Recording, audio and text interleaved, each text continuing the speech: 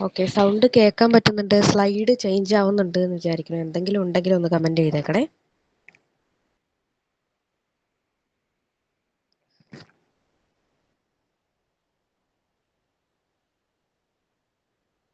Okay okay. Okay.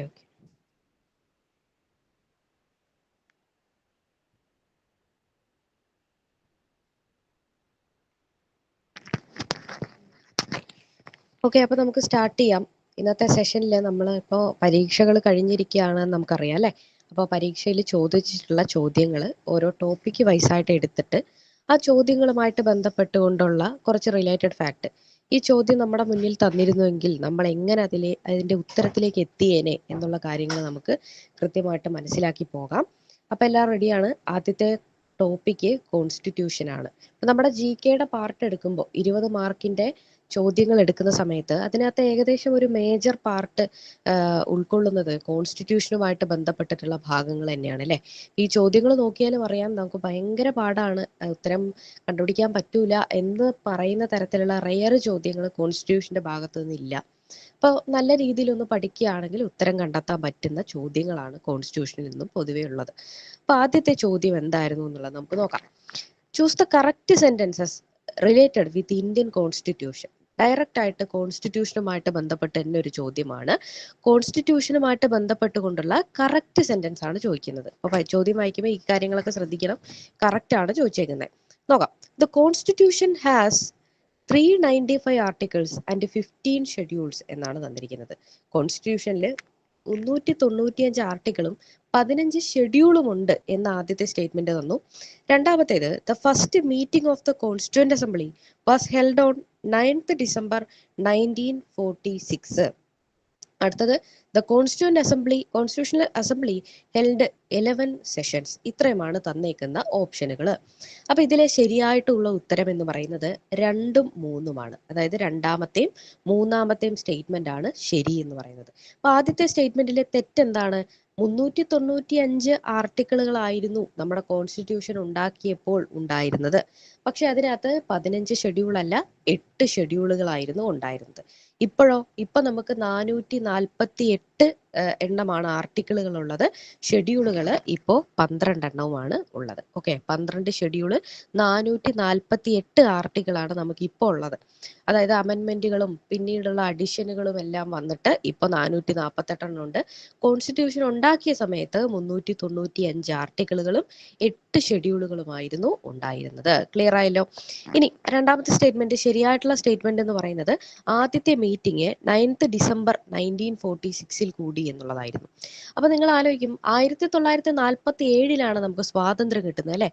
അതിനു മുൻപ് തന്നെ, അതായത് ബ്രിട്ടീഷുകാര് ഇന്ത്യയിലുള്ളവർക്ക് സ്വാതന്ത്ര്യം തരാമെന്ന് തീരുമാനിക്കുന്ന ആ ഒരു സമയം, 2ാം ലോക മഹായുദ്ധമൊക്കെ അവസാനിച്ച സമയത്ത് നമുക്ക് സ്വാതന്ത്ര്യം തരുന്നതുമായിട്ട് ബന്ധപ്പെട്ടുകൊണ്ടുള്ള കാര്യങ്ങൾ തീരുമാനിക്കാൻ ഒരു മിഷനെ ഇന്ത്യയിലേക്ക് അയക്കുന്നുണ്ട്. ആ മിഷനാണ് ക്യാബിനറ്റ് മിഷൻ. ഈ ക്യാബിനറ്റ് മിഷൻ പ്ലാനിന്റെ ആ ഒരു തീരുമാനങ്ങളുമായിട്ട് ബന്ധപ്പെട്ടുകൊണ്ടാണ് ഇന്ത്യക്കാർക്ക് ഒരു ഭരണഘടന വേണമെന്നും ആ ഭരണഘടന രൂപീകരിക്കാൻ വേണ്ടിയിട്ട് ഒരു കമ്മിറ്റി ഉണ്ടാക്കണമെന്നും തീരുമാനിക്കുന്നതും. അങ്ങനെ സ്വാതന്ത്ര്യത്തിന് മുൻപ് തന്നെ 1946 തന്നെ നമുക്കൊരു മിഷൻ, അതായത് കോൺസ്റ്റിറ്റ്യൂന്റ് അസംബ്ലി രൂപീകൃതമാവുന്നത്. എന്നാണ് കോൺസ്റ്റിറ്റ്യൂഷൻ അസംബ്ലി രൂപീകൃതമാവുന്നതെന്ന് ചോദിച്ചാൽ അത് December 6, 1946. ആ 6നെ തന്നെ തിരിച്ചിടുക. December 9, 1946 ആദ്യത്തെ അസംബ്ലി കൂടി. അപ്പൊ ആ രൂപീകൃതമാകുന്നത് December 6 ആദ്യത്തെ അസംബ്ലി കൂടുന്നത്, ആദ്യത്തെ മീറ്റിംഗ് കൂടുന്നത് December 9. അപ്പൊ ആദ്യമായിട്ട് മീറ്റിംഗ് കൂടുന്ന സമയത്ത് സ്ഥിരമായിട്ടൊരു അധ്യക്ഷൻ ഉണ്ടായിരുന്നില്ല. ഒരു താൽക്കാലിക അധ്യക്ഷനായിരുന്നു ഉണ്ടായിരുന്നത്. ആ ഇന്ററിം പ്രസിഡന്റ് ആയിരുന്നു ഡോക്ടർ സച്ചിദാനന്ദ സിൻഹ. ഇമ്പോർട്ടന്റ് ആണ്, ചോദിക്കാറുണ്ട് ഇത്. ഡോക്ടർ സച്ചിദാനന്ദ സിൻഹയുടെ നേതൃത്വത്തിലാണ് ഫസ്റ്റത്തെ മീറ്റിംഗ് കൂടുന്നതും അദ്ദേഹമായിരുന്നു ഇന്ററിം പ്രസിഡന്റ് ആയിട്ട് എന്താ പറയാ സ്ഥാനം വഹിച്ചത്. പിന്നീട് ഡോക്ടർ രാജേന്ദ്ര പ്രസാദിനെയാണ് നമ്മൾ സ്ഥിരമായിട്ടുള്ള അധ്യക്ഷനായിട്ട് തിരഞ്ഞെടുക്കുന്നതും. പിന്നീട് സ്വാതന്ത്ര്യത്തിന് ശേഷം ഈ കോൺസ്റ്റിറ്റ്യൂന്റ് അസംബ്ലി എന്ന് പറയുന്നത് ഇന്ത്യയുടെ മന്ത്രിസഭയായിട്ട്, അതായത് ഇന്ത്യയുടെ സർക്കാരായിട്ട് രൂപീകൃതമാവുകയും ഇലക്ഷൻ നടക്കുകയും അപ്പൊ നമ്മുടെ ആദ്യത്തെ പ്രസിഡന്റ് ആയിട്ട് ഡോക്ടർ രാജേന്ദ്ര പ്രസാദ് തന്നെ വരികയും ചെയ്യുന്നത്. അപ്പോൾ നമ്മുടെ കോൺസ്റ്റിറ്റ്യൂന്റ് അസംബ്ലിയുടെ സ്ഥിരം അധ്യക്ഷൻ അല്ലെങ്കിൽ പെർമനന്റ് അധ്യക്ഷൻ അല്ലെങ്കിൽ ഇലക്റ്റഡ് അധ്യക്ഷൻ എന്നൊക്കെ ചോദിച്ചാൽ അതാരാണ്? ഡോക്ടർ രാജേന്ദ്ര പ്രസാദ് ആണ്. ആദ്യത്തെ അധ്യക്ഷൻ, ഇന്ററിം അധ്യക്ഷൻ എന്നൊക്കെ ചോദിച്ചു കഴിഞ്ഞാൽ അത് ഡോക്ടർ സച്ചിദാനന്ദ സിൻഹയാണ്. ഇനി മൂന്നാമത്തെ സ്റ്റേറ്റ്മെന്റ് എന്ന് പറയുന്നത് ദ അസംബ്ലി ഹെൽഡ് 11 സെഷൻസ് എന്നാണ് പറഞ്ഞിരിക്കുന്നത്. അത് ശരിയായിട്ടുള്ള സ്റ്റേറ്റ്മെന്റ് ആണ്. 11 സെഷനുകളായിരുന്നു ഉണ്ടായിരുന്നത്. ഒരു സെഷൻ എന്ന് പറയുമ്പോൾ ഒരു ദിവസമല്ല, ഒരു സെഷൻ കൂടുന്നു, കുറേ ദിവസം അവർ അതുമായിട്ട് ബന്ധപ്പെട്ടിട്ടുള്ള ഡ്രാഫ്റ്റിങ്ങും കാര്യങ്ങളൊക്കെ നടക്കുന്നു, പിന്നീട് അത് പിരിച്ചുവിടുന്നു, അടുത്ത സെഷൻ കൂടുന്നു. അങ്ങനെ നമ്മുടെ നിയമസഭയൊക്കെ സമ്മേളിക്കുന്ന പോലെയാണ്. അങ്ങനെ 11 തവണയാണ് ഇവർ സമ്മേളിച്ചിട്ടുള്ളത്. അത് എത്ര കാലം എടുത്തു? 2 വർഷം 11 മാസവും 18 ദിവസവും. 2 years 11 months and 18 days. ഇത്രയുമാണ് നമ്മുടെ കോൺസ്റ്റിറ്റ്യൂഷൻ രൂപീകരിക്കാൻ ആവശ്യമായിട്ടുള്ള സമയം. ഇമ്പോർട്ടൻ്റ് ആയിട്ടുള്ളൊരു പോയിന്റ് ആണ്. ചില പുസ്തകങ്ങളിലൊക്കെ 17 ദിവസം എന്ന് കാണാറുണ്ട്. നമ്മുടെ SCERTക്കൊക്കെ അകത്ത് 18 ദിവസമാണ് കൊടുത്തേക്കുന്നത്. അതുകൊണ്ട് അങ്ങനെ പഠിച്ചു വെച്ചാൽ മതി. ഇനി ഇതുമായിട്ട് ബന്ധപ്പെട്ടിട്ട് നമുക്ക് കുറച്ച് കൂടുതൽ കാര്യം പറയുകയാണ് എന്നുണ്ടെങ്കിൽ, നമ്മുടെ കോൺസ്റ്റിറ്റ്യൂഷൻ എന്ന് പറയുന്നത് 1949, അതായത് ഈ 2 വർഷം കോൺസ്റ്റിറ്റ്യൂന്റ് അസംബ്ലി ഈ ഭരണഘടനയൊക്കെ എഴുതി തയ്യാറാക്കിയ ശേഷം 1949 1949 നവംബർ 26-നാണ്, നവംബർ 26-നാണ് എന്ത് ചെയ്യുന്നത്, ഈ കോൺസ്റ്റിറ്റ്യൂന്റ് അസംബ്ലി നമ്മുടെ ഭരണഘടന പൂർണ്ണമായിട്ടും എഴുതി തയ്യാറാക്കുന്നതും ഇതിനെ അഡോപ്റ്റ് ചെയ്യുകയും ചെയ്യുന്നത്. അപ്പൊ ആ ദിവസത്തെ നവംബർ 26-നെ നമ്മൾ എന്താണ് പറയുക? കോൺസ്റ്റിറ്റ്യൂഷൻ ഡേ ആയിട്ട്, അല്ലെങ്കിൽ നാഷണൽ ലോ ഡേ, ദേശീയ നിയമ ദിനമായിട്ടൊക്കെ നമ്മൾ ആചരിക്കുന്നത്, ഭരണഘടനാ ദിനമായിട്ടൊക്കെ ആചരിക്കുന്നത് നവംബർ 26-ആണ്. നവംബർ 26 1949 കോൺസ്റ്റിറ്റ്യൂന്റ് അസംബ്ലി പൂർണ്ണമായിട്ടും ഈ ഭരണഘടന എഴുതി തയ്യാറാക്കുകയും ഭരണഘടനയെ അഡോപ്റ്റ് ചെയ്യുകയും ചെയ്തിട്ടുള്ളതിന്റെ ആ ഒരു ആദരസൂചകമായിട്ടാണ് ആ ദിവസം നമ്മളങ്ങനെ ആചരിക്കുന്നത്. അടുത്തതായിട്ട് ഇതിന്റെ ഫൈനൽ സെഷൻ, ഈ 2 വർഷം 11 മാസം 18 ദിവസത്തിന് ശേഷമുള്ള ഏറ്റവും അവസാനത്തെ സെഷൻ കൂടുന്നത് എപ്പോഴാണ്? ജനുവരി 24 1950-ലാണ്. അപ്പൊ 1950 ഈ കോൺസ്റ്റിറ്റ്യൂഷൻ ഒക്കെ അഡോപ്റ്റ് ചെയ്ത ശേഷം 1950 ജനുവരി 24-ന് എല്ലാ അമെൻമെന്റുകളോടും കാര്യങ്ങളോടും ഒക്കെ കൂടി ഈ കോൺസ്റ്റിറ്റ്യൂന്റ് അസംബ്ലിയിലുള്ള ആളുകൾ, ഡ്രാഫ്റ്റിംഗ് കമ്മിറ്റിയിലുള്ള ആളുകളൊക്കെ ഈ ഭരണഘടനയിൽ ഒപ്പുവെക്കുകയും ഭരണഘടന ഔദ്യോഗികമായിട്ട് നിലവിൽ വരാനായിട്ട് തുടങ്ങുകയും ചെയ്ത ദിവസമാണ് ജനുവരി 24 1950. അന്നല്ല നിലവിൽ വരുന്നത്, ഇവരെല്ലാം ജനുവരി 24-ന് ഒപ്പുവെക്കുന്നുണ്ടെങ്കിലും നിലവിൽ വരുന്നത് 2 ദിവസം കഴിഞ്ഞിട്ട് ജനുവരി 26-നാണ്. അപ്പൊ ജനുവരി 24 1950 എന്ത് ചെയ്യുന്നു? അവസാനത്തെ സെഷൻ, കോൺസ്റ്റിറ്റ്യൂന്റ് അസംബ്ലിയുടെ അവസാനത്തെ സെഷൻ കൂടുന്നു, അതിലുള്ള അംഗങ്ങളെല്ലാം തന്നെ അതിൽ ഒപ്പിടുന്നു. പിന്നീട് ജനുവരി 26 ഇന്ത്യ, ഈ ഭരണഘടന ഔദ്യോഗികമായിട്ട് ഇന്ത്യയിൽ നിലവിൽ വരികയും അതോടുകൂടി എന്താണ് സംഭവിക്കുന്നത്? ഇന്ത്യ ഒരു റിപ്പബ്ലിക് ആയിട്ട് മാറുകയും ചെയ്തു. അതുകൊണ്ടാണ് ഈ ജനുവരി 26-ന് നമ്മൾ റിപ്പബ്ലിക് ദിനം ആചരിക്കുന്നത്. ഇനി ഈ ഒരു ഭരണഘടനയിൽ, അതായത് ഇപ്പൊ ഡൽഹിയിൽ സൂക്ഷിച്ചിട്ടുള്ള ആ ഒരു ഒറിജിനൽ ഡ്രാഫ്റ്റ് ഓഫ് ഭരണഘടനയിൽ അതിനകത്ത് കുറേയധികം കാലിഗ്രഫിയും കാര്യങ്ങളൊക്കെ ഉണ്ട്. കയ്യെഴുത്ത് പോലെയാണ് അത് രൂപീകൃതമായിരിക്കുന്നത്. അപ്പൊ ആ ഒരു ഭരണഘടനയിലെ കയ്യെഴുത്തും അതിലെ കാലിഗ്രഫിയും കാര്യങ്ങളും ഒക്കെ തന്നെയും രൂപീകരിച്ചിട്ടുള്ളത്, അതായത് എഴുതി ചേർത്തിട്ടുള്ളത് പ്രേം ബിഹാരി നരൈൻ റായ്സാദ എന്ന് പറയുന്ന വ്യക്തിയാണ്. പ്രേം ബിഹാരി നരൈൻ റായ്സാദ എന്ന് പറയുന്ന വ്യക്തിയാണ് നമ്മുടെ ഭരണഘടനയിലുള്ള കാലിഗ്രഫി വർക്കുകളൊക്കെ തന്നെയും ചെയ്തിട്ടുള്ളത്. ഇത്രയും കാര്യങ്ങൾ ഈ ചോദ്യവുമായിട്ട് ബന്ധപ്പെട്ടുകൊണ്ട് മനസ്സിലാക്കി വെച്ചേക്കാം. ഇത് കുറച്ച് ഈസി ആയിട്ടുള്ള ചോദ്യമാണ്. എത്ര ആർട്ടിക്കിൾ ഉണ്ട് എന്നുള്ളതൊക്കെ വളരെ ബേസിക് ആയിട്ട് നമ്മൾ പഠിക്കുന്ന സംഭവമായതുകൊണ്ട് നമുക്ക് ഈസി ആയിട്ട് ക്രാക്ക് ചെയ്യാൻ പറ്റുന്ന ഒരു ചോദ്യം തന്നെയായിരുന്നു എന്ന് വിശ്വസിക്കുന്നു. ഇപ്പൊ മനസ്സിലായിട്ടുണ്ട് കേട്ടൊന്നുമില്ലല്ലോ? ഓക്കെ, അപ്പൊ അടുത്ത ചോദ്യത്തിലേക്ക് നമ്മൾ പോവാണ്. Select the correct statement or statements regarding the Indian constitution. വീണ്ടും കോൺസ്റ്റിറ്റ്യൂഷനുമായിട്ട് ബന്ധപ്പെട്ടിട്ടുള്ള ഒരു ചോദ്യമാണ്. കറക്റ്റ് സ്റ്റേറ്റ്മെന്റിനാണ് ചോദിച്ചേക്കുന്നത്. The constitution of independent India is federal but contains strong unitary features. The constitution introduced universal adult franchise. അടുത്തത് fundamental rights were included in the constitution of India. ഇത്രയും കാര്യങ്ങളാണ് തന്നിട്ടുള്ളത്. അപ്പൊ ഇതിനകത്തെ എല്ലാ സ്റ്റേറ്റ്മെന്റ് തന്നെ ശരിയായിട്ടുള്ള സ്റ്റേറ്റ്മെന്റുകളാണ്. അപ്പൊ എന്തുകൊണ്ടാണ് എല്ലാം ശരിയായത്? ഇതുമായിട്ട് ബന്ധപ്പെട്ടിട്ട് എന്തൊക്കെ കാര്യങ്ങൾ നമുക്ക് നോക്കാം. ആദ്യത്തെ സ്റ്റേറ്റ്മെന്റ് എന്ന് പറയുന്നത് the constitution of independent India is federal but contains strong unitary features എന്നാണ് പറഞ്ഞിട്ടുള്ളത്. അപ്പൊ എന്താണ് ഒരു ഫെഡറൽ ഭരണഘടന അല്ലെങ്കിൽ ഒരു ഫെഡറൽ രാജ്യ വ്യവസ്ഥ എന്ന് പറയുന്നത്? അമേരിക്കയുടെ ഒക്കെ ആ ഒരു ഭരണം നിർവഹിക്കപ്പെടുന്നത് ഫെഡറൽ രീതിയിലാണ്. അതായത് ഇപ്പൊ ഉദാഹരണത്തിന് നമുക്ക് കേരളം എന്ന് പറയുന്ന ഒരു സംസ്ഥാനമുണ്ട്. ഈ സംസ്ഥാനത്തിന് ഒരു കൃത്യമായിട്ടുള്ള ഒരു നിയമസഭയുണ്ട്. ഇത് കൂടാതെ ഇന്ത്യക്ക് മൊത്തത്തിൽ യൂണിയൻ ഉണ്ട്. ആ യൂണിയന് അവിടെ ഒരു കേന്ദ്ര ഗവൺമെന്റ് ഉണ്ട്. ഇവിടെ ഈ കേരളം എടുക്കുന്ന തീരുമാനം അനുസരിച്ചിട്ട്, അല്ലെങ്കിൽ ഈ കേരളത്തിന് ഒരിക്കലും ഇന്ത്യ എന്ന് പറയുന്ന വലിയൊരു എൻറ്റിറ്റിയിൽ നിന്നും ഒറ്റയ്ക്കായിട്ട് അതിൽ നിന്നും വിട്ടുമാറി വരാനായിട്ട് സാധിക്കില്ല.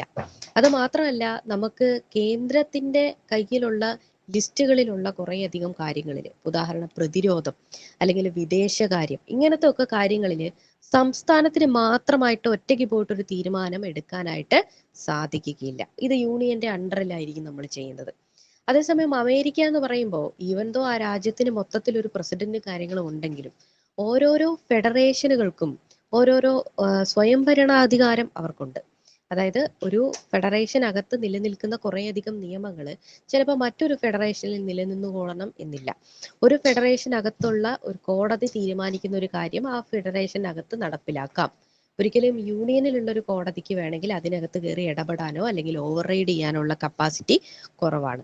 അതേസമയം ഇന്ത്യയിൽ അങ്ങനെയല്ല. നമുക്ക് ഹൈക്കോടതി കഴിഞ്ഞു കഴിഞ്ഞാൽ നമുക്ക് സുപ്രീം കോർട്ടിലേക്ക് എന്ത് ചെയ്യാൻ പറ്റും? അപ്പീൽ പോകാനായിട്ട് സാധിക്കും. അതേപോലെ തന്നെ യൂണിയൻ ഗവൺമെന്റിന് വേണമെങ്കിൽ എന്തെങ്കിലും ഒരു അരക്ഷിതാവസ്ഥ വന്നു കഴിഞ്ഞാൽ ഒരു എമർജൻസി പ്രഖ്യാപിക്കാനായിട്ട് പറ്റും. അങ്ങനെയാണെങ്കിൽ സ്റ്റേറ്റിന്റെ കുറേയധികം ഭരണങ്ങളും കാര്യങ്ങളെല്ലാം പോകൂല്ലേ, യൂണിയന്റെ കയ്യിലാവും. ഇങ്ങനത്തുള്ള കാര്യങ്ങളൊന്നും ഒരു ഫെഡറൽ സംവിധാനത്തിനകത്ത് ചെയ്യാനായിട്ട് പറ്റില്ല. പക്ഷെ ഒരു യൂണിയൻ സംവിധാനത്തിനകത്ത്, അതായത് ഫെഡറേഷനുമാണ് യൂണിയനുമാണ് എന്ന് പറയുന്ന ഒരു സംവിധാനത്തിൽ ഇത് ചെയ്യാനായിട്ട് പറ്റും. അതേസമയം മൊത്തത്തിൽ ഒരു യൂണിയൻ മാത്രമായിട്ടുള്ള ഒരു ഭരണഘടനയാണെങ്കിൽ, അതായത് പറയും സോവിയറ്റ് റഷ്യ അല്ലെങ്കിൽ ഇപ്പൊ ചൈനയിലെ ഏറെക്കുറെ യൂണിയൻ സംവിധാനമാണ്, ഇങ്ങനെയൊക്കെയുള്ള രാജ്യങ്ങളില് ഓരോ സംസ്ഥാനത്തിനും അല്ലെങ്കിൽ ഓരോരോ പ്രവിശ്യകൾക്കും സ്വയംഭരണാധികാരം വളരെയധികം കുറവാണ്. നേരിട്ട് യൂണിയനാണ് എല്ലാ നിയമങ്ങളും തീരുമാനിക്കുന്നത്. നമുക്ക് അങ്ങനെയല്ല. നമുക്ക് ഈ രണ്ട് കാര്യങ്ങളും ചേർന്നിട്ടുള്ള ഒരു സംവിധാനമാണ് ഉള്ളത്. അതായത് നമുക്കൊരു ഫെഡറൽ സംവിധാനമുണ്ട്, പക്ഷേ സ്ട്രോങ് ആയിട്ടുള്ള യൂണിറ്ററി ഫീച്ചറുകൾ നമുക്കുണ്ട്. അതായത് എപ്പോഴെങ്കിലും ഒരു സംസ്ഥാനത്ത് എന്തെങ്കിലും സായുധ കലാപങ്ങൾ ഉണ്ടാവുകയോ അല്ലെങ്കിൽ ഒരു സംസ്ഥാനം ഇന്ത്യൻ യൂണിയനിൽ നിന്ന് വിട്ടുപോകണം എന്ന് പറയുകയോ ഒക്കെ ചെയ്തു കഴിഞ്ഞാൽ എമർജൻസി പ്രഖ്യാപിക്കാനും കാര്യങ്ങളെല്ലാം പഴയ രീതിയിലേക്ക് കൊണ്ടുവരാനുമുള്ള അധികാരം യൂണിയന് ഉണ്ട്. അതേസമയം ഫെഡറൽ സ്റ്റേറ്റുകളിൽ ആ ഒരു സംഭവം ഇല്ല. എന്നാൽ നമ്മൾ പൂർണ്ണമായിട്ടും യൂണിയൻ സംവിധാനമാണോ? അല്ല. കാരണം നമുക്ക് സംസ്ഥാനങ്ങളിൽ ഗവൺമെന്റ് ഉണ്ട് അല്ലെ. സ്റ്റേറ്റ് ലിസ്റ്റിലുള്ള കാര്യങ്ങളൊക്കെ സ്റ്റേറ്റ് ആണ് തീരുമാനിക്കുന്നത്. അതുപോലെ തന്നെ കൺകറന്റ് ലിസ്റ്റ് ആണെങ്കിൽ അതിൽ സ്റ്റേറ്റിലും അതേപോലെ തന്നെ സെന്ററിനും ഒരുപോലെ തീരുമാനമെടുക്കാൻ കപ്പാസിറ്റി ഉണ്ട്. അപ്പൊ അങ്ങനെ രണ്ടും കൂടെ മിക്സ് ആയിട്ടുള്ള ഒരു സംവിധാനമാണ് നമുക്ക് ഉള്ളത്. പക്ഷേ ഫെഡറേഷൻ സംവിധാനമാണെങ്കിലും നമ്മുടെ യൂണിറ്ററി ഫീച്ചേഴ്സ് വളരെയധികം സ്ട്രോങ് ആണ്. കാരണം ഇന്ത്യയിൽ നിന്ന് അമേരിക്ക പോലെ നമ്മളൊരു കരാർ അടിസ്ഥാനത്തിൽ ഒന്നിച്ചൊരു രാജ്യമായിട്ട് രൂപീകരിക്കപ്പെട്ടതല്ല. നമുക്ക് ഇന്ത്യയിൽ നിന്ന് വേർപിരിഞ്ഞ് മറ്റൊരു രാജ്യമായിട്ട് ഇറങ്ങി പോകാനായിട്ട് സാധിക്കില്ല എന്നുള്ളതാണ്. അപ്പൊ ഈ ഒരു സംഭവം ക്ലിയർ ആയി എന്ന് വിചാരിക്കുന്നു. ഇനി അതിൽ സംശയം വരരുത്, എന്താണ് ഫെഡറേഷൻ, എന്താണ് യൂണിയൻ എന്നുള്ളത്. ഈ കൂട്ടത്തിൽ ഞാൻ ഒരു കാര്യവും കൂടെ പറയാണ്. നമ്മുടെ കോൺസ്റ്റിറ്റ്യൂഷനിൽ എവിടെയും ഫെഡറേഷൻ എന്നൊരു വാക്ക് മെൻഷൻ ചെയ്തിട്ടില്ല. ഓക്കെ, അത് ശ്രദ്ധിക്കണം. പരീക്ഷയ്ക്ക് ചിലപ്പോൾ ചോദിക്കാറുണ്ട്. നമ്മൾ ഫെഡറേഷൻ ആണ്, സംസ്ഥാനം ഉണ്ട് എന്നൊക്കെ ആലോചിച്ചിട്ട് നമ്മൾ അത് വിചാരിക്കും. പക്ഷെ ഫെഡറേഷൻ, അതായത് ഇന്ത്യ ഈസ് എ ഫെഡറേഷൻ എന്നുള്ളൊരു സംഭവം നമ്മുടെ ഭരണഘടനയിൽ എവിടെയും തന്നെ മെൻഷൻ ചെയ്തിട്ടില്ല എന്നുള്ളൊരു പോയിന്റ് നോക്കി വെച്ചേക്കാം. അടുത്തത് യൂണിവേഴ്സൽ അഡൽട്ട് ഫ്രാഞ്ചൈസ് ആണ്. എന്താണ് അഡൽട്ട് സഫറേജ് എന്ന് പറയുന്നത്? അതായത് നമുക്ക് 18 വയസ്സ് കഴിഞ്ഞാൽ നമുക്ക് വോട്ട് ചെയ്യാനായിട്ട് പറ്റും. അത് യൂണിവേഴ്സൽ ആണ്.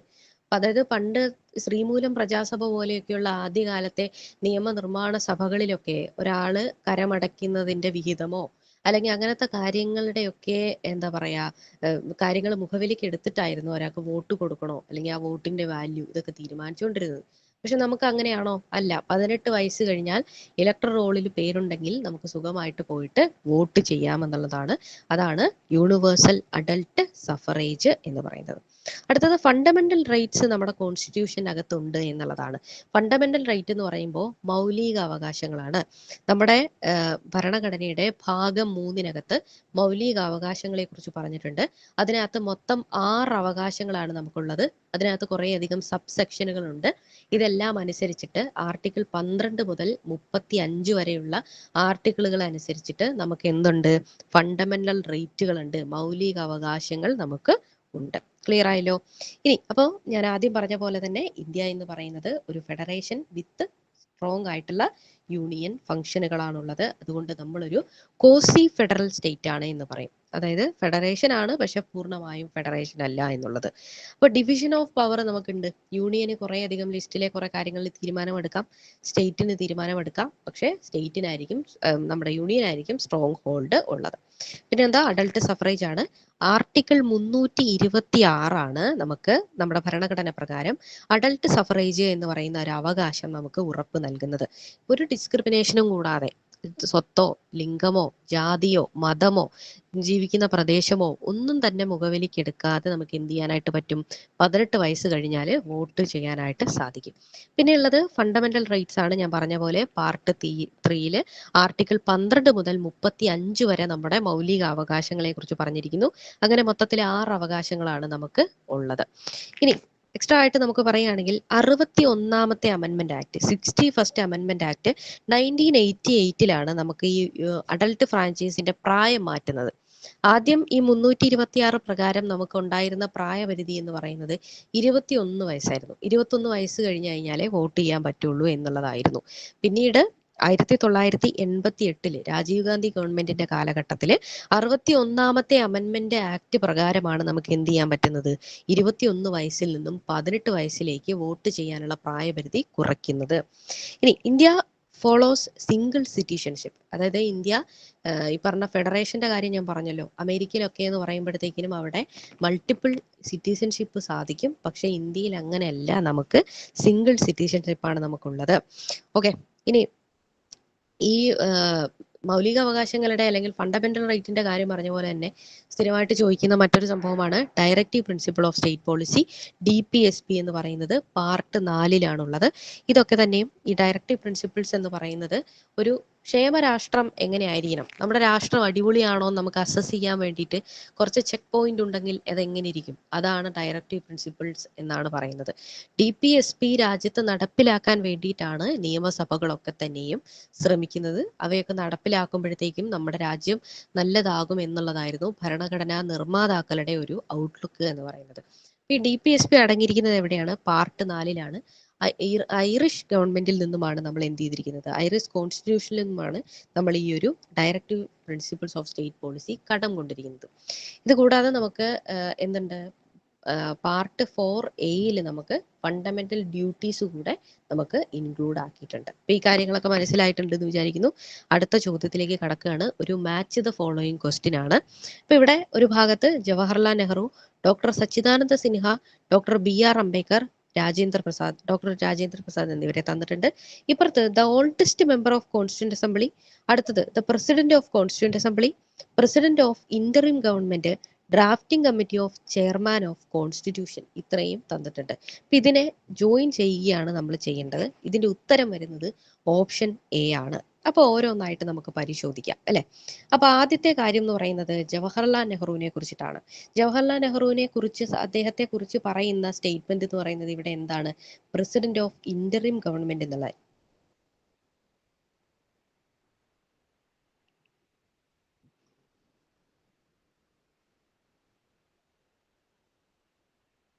Okay, president of interim government എന്നുള്ളതായിരുന്നു.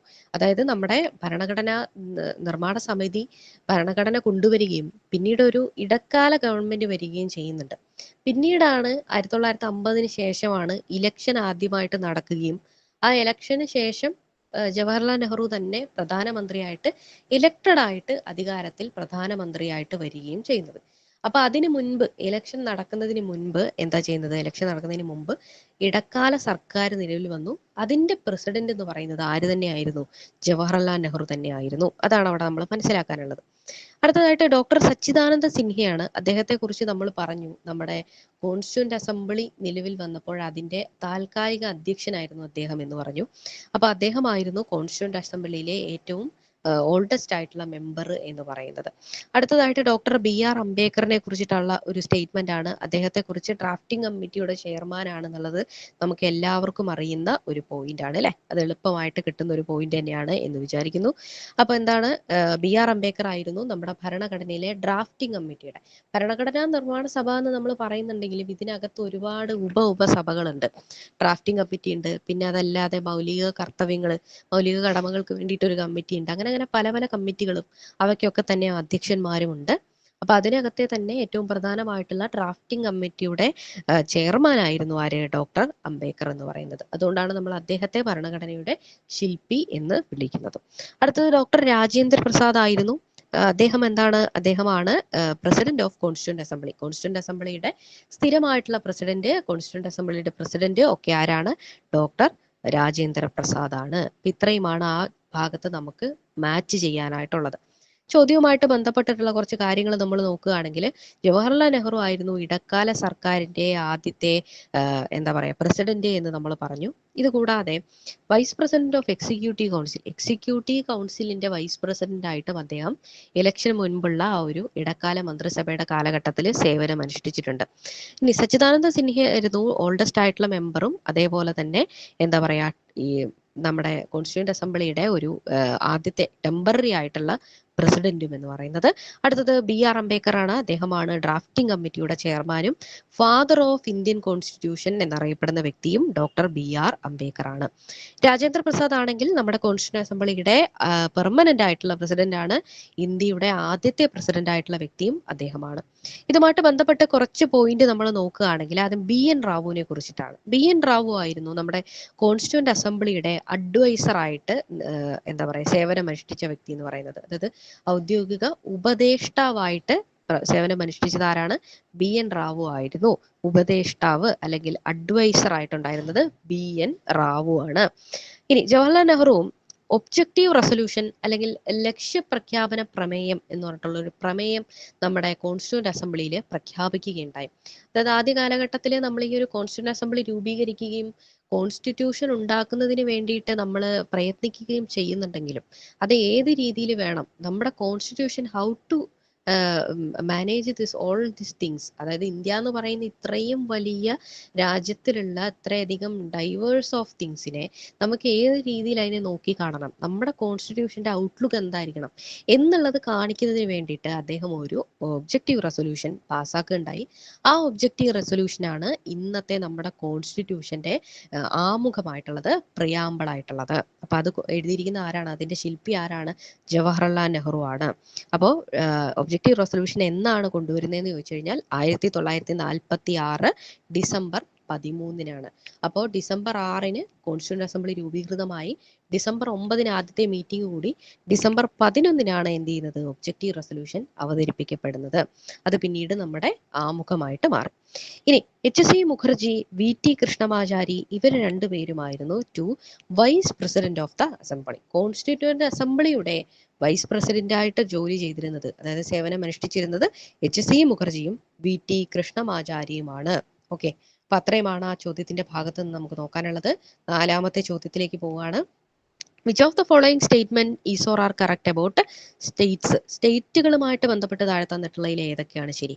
The governor is constitutional head of the state. അവിടെ സ്റ്റേറ്റ്മെന്റ് കൃത്യമായിട്ട് ശ്രദ്ധിക്കണേ. Constitutional head in the state എന്നാണ് തന്നിരിക്കുന്നത്, ഇൻ സ്റ്റേറ്റ്.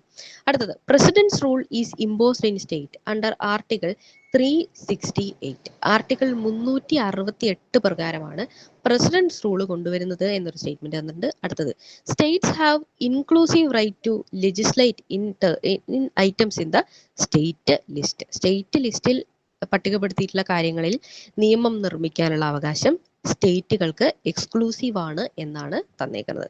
അപ്പൊ ഇതിനകത്ത് ഏതൊക്കെയാണ് ശരിയായിട്ടുള്ള സ്റ്റേറ്റ്മെന്റ് എന്ന് ചോദിച്ചു കഴിഞ്ഞാൽ ഏതൊക്കെയാണ്? നമുക്ക് കറക്റ്റ് ആണ് ചോദിച്ചിരിക്കുന്നത്. അത് 1ഉം 3ഉമാണ്. 2ാമത്തെ സ്റ്റേറ്റ്മെന്റിലെ ആർട്ടിക്കിൾ ആണ് തെറ്റായിട്ടുള്ള കാര്യം. ഓക്കെ, പ്രസിഡന്റ്സ് റൂളിന്റെ ആർട്ടിക്കിൾ ആണ് ഇവിടെ തെറ്റായിട്ടുള്ള കാര്യം. അപ്പൊ ഈ ചോദ്യവുമായിട്ട് ബന്ധപ്പെട്ടിട്ടുള്ള കുറച്ച് കാര്യങ്ങൾ നമുക്ക് നോക്കാം. നിങ്ങൾക്ക് കാണുന്നുണ്ട് എന്ന് വിചാരിക്കുന്നു, ഇല്ലെങ്കിൽ ഞാൻ പറയുന്നത് ശ്രദ്ധിക്കുക. ഓക്കെ, അപ്പൊ ആദ്യമായിട്ട് പ്രസിഡന്റ്സ് റൂള് കൊണ്ടുവരുന്ന ആർട്ടിക്കിൾ എന്ന് പറയുന്നത് ആർട്ടിക്കിൾ 368 ആണ്. ചോദ്യത്തിൽ 365 തന്നേക്കുന്നത്. 368 എന്ന് പറയുന്നതാണ്, ഓക്കെ സോറി, നമ്മുടെ ചോദ്യത്തിനകത്ത് 368 തന്നേക്കുന്നത്. 368 എന്ന് പറയുന്നത് കോൺസ്റ്റിറ്റ്യൂഷണൽ അമെൻമെന്റുകൾ കൊണ്ടുവരാനുള്ള, അതായത് കോൺസ്റ്റിറ്റ്യൂഷനിലെ അമെൻമെന്റ് പാസ്സാക്കാൻ സാധിക്കും, അമെൻമെന്റ് കൊണ്ടുവരാനുള്ള പ്രൊസീജിയറുകൾ എന്തൊക്കെ എന്നുള്ളത് വിവരിക്കുന്ന ആർട്ടിക്കിളാണ് ആർട്ടിക്കിൾ 368 എന്ന് പറയുന്നത്. അപ്പോൾ പ്രസിഡന്റ് റൂളിനെ കുറിച്ച് പറയുന്നത് ആർട്ടിക്കിൾ 356 ആണ്, 356 ആണ്. ഓക്കെ, ക്ലിയർ ആയല്ലോ? അതായത് ഒരു സ്റ്റേറ്റിന്റെ ഭരണം അല്ലെങ്കിൽ കാര്യങ്ങൾ എന്തെങ്കിലും ഫെയിൽ ആവുകയാണെങ്കിൽ അവിടെ സ്റ്റേറ്റ് നമ്മുടെ യൂണിയൻ ടേക്ക് ഓവർ ചെയ്യാണ്, രാജ്യം ടേക്ക് ഓവർ ചെയ്യാണ്. അതിന് അങ്ങനെ പറയുന്ന ആർട്ടിക്കിളാണ് 356. കോൺസ്റ്റിറ്റ്യൂഷണൽ അമെൻമെന്റ്സ് ആണ് 368 എന്ന് പറയുന്നത്. ഇനി ആദ്യത്തെ സ്റ്റേറ്റ്മെന്റ് നമ്മളോട് തന്നത് ഗവർണർ എന്ന് പറയുന്നത് സ്റ്റേറ്റിന്റെ കോൺസ്റ്റിറ്റ്യൂഷണൽ ഹെഡാണ് എന്നാണ് തന്നിരിക്കുന്നത്. കോൺസ്റ്റിറ്റ്യൂഷണൽ ഹെഡായിട്ട് സ്റ്റേറ്റിൽ വരുന്നത് ഗവർണർ തന്നെയാണ്. അദ്ദേഹമാണ് കോൺസ്റ്റിറ്റ്യൂഷണൽ ഹെഡ് എന്ന് പറയുന്ന ഡിഫൈൻ ചെയ്യുന്ന ആർട്ടിക്കിളാണ് ആർട്ടിക്കിൾ 153, 353.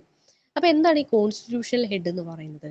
നമ്മുടെ സ്റ്റേറ്റുകൾ എന്ന് പറയുന്നത് ഈവൻ ദോ അതിന് നിയമനിർമ്മാണ സഭയും കാര്യങ്ങളൊക്കെ ഉണ്ടെങ്കിലും നമ്മൾ സ്ട്രോങ് ആയിട്ടുള്ള ഒരു യൂണിയന്റെ കീഴിലാണ് എന്ന് നമുക്കറിയാം അല്ലെ. അപ്പോൾ ഒരു യൂണിയൻ രാജ്യത്തിന്റെ പ്രതിനിധിയായിട്ട് ഓരോ സ്റ്റേറ്റുകളിലേക്കും അയക്കുന്ന വ്യക്തിയാണ് ഗവർണർ എന്ന് പറയുന്നത്. അപ്പോൾ ഭരണഘടനാപരമായി ഒരു സ്റ്റേറ്റിന്റെ ഏറ്റവും ഉയർന്ന ഹെഡ് എന്ന് പറയുന്നത് ഗവൺമെന്റ് ആണ്. അപ്പൊ ഭരണഘടനാപരം അല്ലെങ്കിൽ പിന്നെന്ത് ഹെഡാ ഉള്ളത്? ഇലക്റ്റഡ് ഹെഡാണ് നമുക്കുള്ളത് അല്ലെ. ഒരു സ്റ്റേറ്റിന്റെ ഇലക്റ്റഡ് ഹെഡ് എന്ന് പറയുന്നത് ആരാണ്? തിരഞ്ഞെടുക്കപ്പെട്ടിട്ടുള്ള ഹെഡ് എന്ന് പറയുന്നത് മുഖ്യമന്ത്രിയാണ്. മുഖ്യമന്ത്രി, നമ്മൾ ഗവർണർക്ക് വേണ്ടിയിട്ട് ആരെങ്കിലും വോട്ട് ചെയ്യാറുണ്ടോ? ഗവർണറെ തെരഞ്ഞെടുക്കാൻ വേണ്ടി നമ്മൾ പോയിട്ട് വോട്ട് ചെയ്യോ? ഇല്ല. അപ്പൊ അദ്ദേഹം ഒരിക്കലും തെരഞ്ഞെടുക്കപ്പെട്ട ഹെഡ് അല്ല അല്ലെ. തിരഞ്ഞെടുക്കപ്പെടുന്ന ഹെഡ് എന്ന് പറയുന്നത് മുഖ്യമന്ത്രിയാണ്. അതേസമയം കോൺസ്റ്റിറ്റ്യൂഷണൽ ഹെഡ് എന്ന് പറയുന്നത് ആരാണ്? ഗവർണറാണ്. അപ്പൊ ആ വ്യത്യാസം മനസ്സിലായിട്ടുണ്ടാവും എന്ന് വിചാരിക്കുന്നു. ആർട്ടിക്കിളും കൂടെ പഠിച്ചേക്കുക, ഇവിടുന്ന് തന്നെ പഠിച്ചേക്കുക. ആർട്ടിക്കിൾ 153 അടുത്തത് സ്റ്റേറ്റ് ലിസ്റ്റിനകത്തുള്ള കാര്യങ്ങളൊക്കെ തന്നെയും തീരുമാനിക്കാനുള്ള അവകാശം സ്റ്റേറ്റിന് എക്സ്ക്ലൂസീവ് ആണ് എന്ന് പറയുന്നുണ്ട് അല്ലെ. ഇപ്പൊ സ്റ്റേറ്റ് ലിസ്റ്റിനകത്ത് ഒരുപാട് കാര്യങ്ങളുണ്ട്. പ്രധാനമായിട്ട് പോലീസ്, പബ്ലിക് ഹെൽത്ത്, അഗ്രികൾച്ചർ ഇവയൊക്കെ സ്റ്റേറ്റ് ലിസ്റ്റിനകത്തുള്ളതാണ്. 7ാമത്തെ ഷെഡ്യൂളിലുള്ളതാണ്. അപ്പൊ ഇതിലൊക്കെ തീരുമാനമെടുക്കാനുള്ള അവകാശം, ഇതൊക്കെ ആയിട്ട് ബന്ധപ്പെട്ടുകൊണ്ടുള്ള നിയമങ്ങൾ നിർമ്മിക്കാനുള്ള അവകാശം ആർക്കാ ഉള്ളത്? അത് സ്റ്റേറ്റിനാണുള്ളത്. അതിലൊന്നും യൂണിയൻ വന്നിട്ട് ഇടപെടില്ല. യൂണിയനും സ്റ്റേറ്റിനും ഒരുപോലെ നിയമങ്ങൾ നിർമ്മിക്കാൻ പറ്റുന്നത് കൺകറന്റ് ലിസ്റ്റുമാണ്. അപ്പൊ union list, state list, concurrent list, ഇങ്ങനെ 3 ലിസ്റ്റുകളാണ് നമുക്ക് ഉള്ളത്. ക്ലിയർ ആയിട്ടുണ്ടല്ലോ. അപ്പോ ഗവർണർ എന്ന് പറയുന്നത് governor is appointed by president and holds office during the pleasure of the president. അതായത് ഗവർണറെ അപ്പോയിന്റ് ചെയ്യുന്നത് ആരാണ്? അവിടെ ഹെഡിൽ നിന്നും പ്രസിഡന്റ് ആണ് അപ്പോയിന്റ് ചെയ്യുന്നത്. During the pleasure of president എന്ന് പറയുമ്പോൾ അതിന്റെ അർത്ഥം പ്രസിഡന്റിന്റെ തീരുമാനത്തിൽ പ്രസിഡന്റ് റെക്കമെൻഡ് ചെയ്യുമ്പോഴാണ് ഗവർണർ ആ സ്ഥാനത്ത് നിന്ന് ഒഴിഞ്ഞു പോകുന്നത്. അപ്പൊ അതുവരെയും അവിടെ ഉണ്ടാവും. നീക്കം ചെയ്യാനുള്ള അധികാരം, ഗവർണറെ തൽസ്ഥാനത്ത് നിന്ന് നീക്കം ചെയ്യാനുള്ള അധികാരം ആർക്കാണുള്ളത്? ഈ അപ്പോയിന്റ് ചെയ്തിട്ടുള്ള പ്രസിഡന്റിനാണ് ഉള്ളത്. അതുകൊണ്ടാണ് during the pleasure of the president എന്ന് പറയുന്നത്. ഇനി അടുത്തത് ആർട്ടിക്കിൾ 365 എന്ന് പറയുന്നത് അലോസ് പ്രസിഡൻസ് റൂൾ. ഒരു സ്റ്റേറ്റില് പ്രസിഡന്റ് റൂള് കൊണ്ടുവരാൻ അലോ ചെയ്യുന്ന ഒരു സംവിധാനമാണ് 365 എന്ന് പറയുന്നത്, സ്റ്റേറ്റിൽ വരാൻ വേണ്ടിയിട്ട്. മൊത്തത്തിൽ പ്രസിഡന്റ് റൂൾ വരുന്നത് 356 ഒരു സ്റ്റേറ്റിൽ സ്പെസിഫിക് ആയിട്ടുള്ള ഏരിയയിൽ വരുന്നത് 365. ക്ലിയർ ആയല്ലോ. ഇനി the concurrent list contain subject like education, അതായത് എഡ്യൂക്കേഷൻ പോലെയൊക്കെയുള്ള കാര്യങ്ങൾ എവിടെയാണ് ഉൾപ്പെടുന്നത്? അത് കൺകറന്റ് ലിസ്റ്റിലാണ്. ഞാൻ പറഞ്ഞ പോലെ തന്നെ സ്റ്റേറ്റിനും യൂണിയനും ആ കാര്യത്തിൽ തീരുമാനങ്ങൾ എടുക്കാനായിട്ട് സാധിക്കും. ഇനി ഈ രണ്ടുപേരും തീരുമാനം എടുത്തു, പരസ്പരം ഒരു കോൺഫ്ലിക്റ്റ് വരികയാണ് എന്നുണ്ടെങ്കിൽ എന്താ സംഭവിക്കുക? സെന്ററിന്റെ ലോ അല്ലെങ്കിൽ യൂണിയന്റെ ലോ ആണ് അവിടെ പ്രിവെയിൽ ചെയ്യാറുള്ളത്. ഇനി അടുത്ത ചോദ്യമാണ്, 5ാമത്തെ ചോദ്യത്തിലേക്ക് കടക്കുകയാണ്. Which of the following bill was or were not passed in the year 2005? താഴെ തന്നിട്ടുള്ളതിൽ ഏത് ബില്ലാണ് 2005 പാലിക്കപ്പെടാതിരുന്നത്, 2005 നിലവിൽ വരാതെ ഇരുന്നിട്ടുള്ളത് എന്നാണ് ചോദിക്കുന്നത്. വെർ നോട്ട് പാസ്ഡ് എന്നാണ് ചോദിച്ചിരിക്കുന്നത്. അപ്പൊ ഇവിടെ national right to information act തന്നിട്ടുണ്ട്, national rural employment guarantee scheme തന്നിട്ടുണ്ട്, റൈറ്റ് ടു എഡ്യൂക്കേഷൻ ബില്ല് തന്നിട്ടുണ്ട്. ഇവിടെ നമ്മുടെ ഉത്തരം എന്ന് പറയുന്നത് ഓൺലി 3 ആണ്. റൈറ്റ് ടു എഡ്യൂക്കേഷൻ ബില്ല് ഒഴിച്ച് ബാക്കി 2 2005 വന്നിട്ടുള്ളത്. അതുമായിട്ട് ബന്ധപ്പെട്ടുള്ള കുറച്ച് കാര്യങ്ങൾ നമുക്കൊന്ന് നോക്കാം. ആദ്യമായിട്ട് RTI, right to information act, അതേപോലെ തന്നെ എന്താണ് national rural employment guarantee act, ഇത് രണ്ടും തന്നെ നിലവിൽ വന്നിട്ടുള്ളത് എപ്പോഴാണ്? പാസ്സായിട്ടുള്ളത്, ഈ ബില്ല് പാസ്സായിട്ടുള്ളത് 2005. ഇതിലെ RTI ആക്ട് എന്ന് പറയുന്നത് റൈറ്റ് ടു എഡ്യൂക്കേഷൻ ആക്ട് ആണ്. അതായത് 3ാമത് തന്നിട്ടുള്ളത് RTE, right to education act ആണ്. അത് 2009 ആ ബില്ല് പാസ്സാക്കപ്പെടുന്നത്. അപ്പൊ ഇത് പാസ്സാക്കുന്ന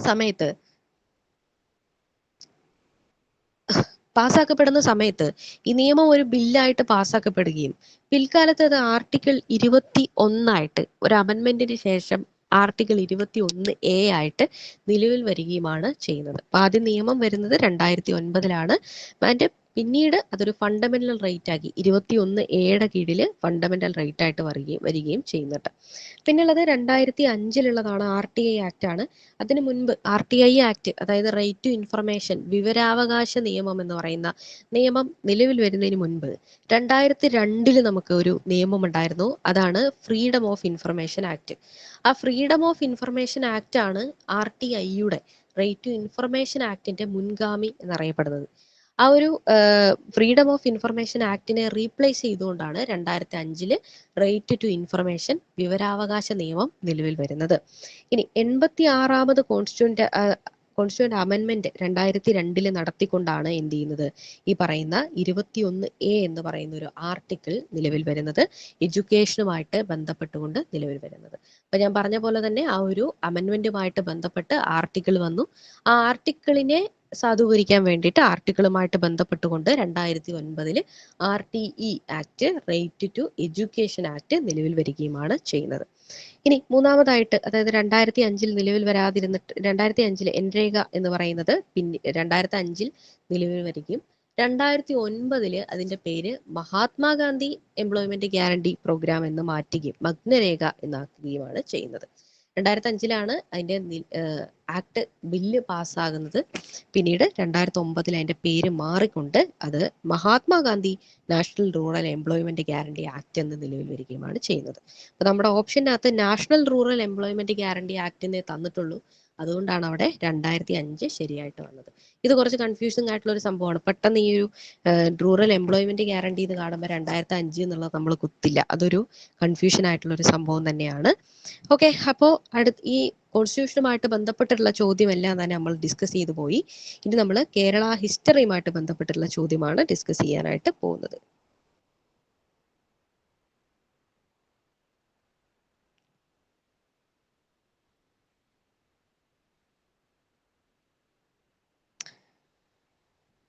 ഓക്കെ, അപ്പൊ അടുത്ത ചോദ്യം, which of the following statement is or are correct about Travancore?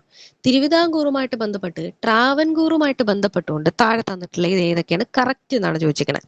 The pepper monopoly in Travancore was abolished in 1860. 1860 ട്രാവൻകൂറിലെ പെപ്പർ മോണോപ്പൊളി, അതായത് കുരുമുളകിന്റെ കുത്തക എന്ന് പറയുന്നത് ഇല്ലാതാക്കി എന്ന് പറയുന്നുണ്ട്. അടുത്തത്, tobacco monopoly in Travancore was abolished in 1865. 1865 ടൊബാക്കോയിന്റെ കുത്തകാവകാശം നിർത്തലാക്കി എന്ന് പറയുന്നുണ്ട്. അടുത്തത്, tapioca was popularised in Travancore during the time of Swathi Thirunal എന്നും തന്നിട്ടുണ്ട്. സ്വാതി തിരുനാളിന്റെ സമയത്താണ് ഈ ഒരു ടാപ്പിയോക്കയുടെ, കപ്പയുടെ കൃഷി തിരുവിതാംകൂറിലാകെ വ്യാപിക്കുന്നത് എന്നുമാണ് തന്നിട്ടുള്ള 3 സ്റ്റേറ്റ്മെന്റുകൾ. അപ്പൊ ഈ കൂട്ടത്തില് ഒന്നാമത്തേത് മാത്രം, അതായത് ഒന്നാമത്തെ സ്റ്റേറ്റ്മെന്റ് മാത്രമാണ് നമുക്ക് ശരിയായിട്ടുള്ളത്. ബാക്കി രണ്ടും തെറ്റായിട്ടുള്ള കാര്യങ്ങളാണ്. അതായത് പെപ്പർ മോണോപ്പൊളി അബോളിഷ് ചെയ്തു എന്നുള്ള കാര്യമാണ് തെറ്റ്. ബാക്കി രണ്ടും ശരിയായിട്ടുള്ള സ്റ്റേറ്റ്മെന്റ് ആണ്. അപ്പൊ അതുമായിട്ട് ബന്ധപ്പെട്ടുള്ള കാര്യങ്ങൾ നമുക്ക് നോക്കാം. പെപ്പർ മോണോപോളി എന്ന് പറയുന്നത് 1860 ഉത്രം തിരുനാളിന്റെ കാലഘട്ടത്തിൽ എൻകറേജ് ചെയ്യുകയാണ് ചെയ്യുന്നത്. മോണോപോളി അബോളിഷ്ഡ് 1860 അബോളിഷ് ചെയ്യുകയാണ് ചെയ്യുന്നത്. ഉത്രം തിരുനാളിന്റെ കാലഘട്ടത്തിലാണ് ഇത് സംഭവിക്കുന്നത്. അപ്പോൾ ഈ പെപ്പർ മോണോപ്പൊളി അബോളിഷ് ചെയ്യുന്ന സമയത്ത് എന്താ സംഭവിക്കുന്നതെന്ന് വെച്ച് കഴിഞ്ഞാൽ,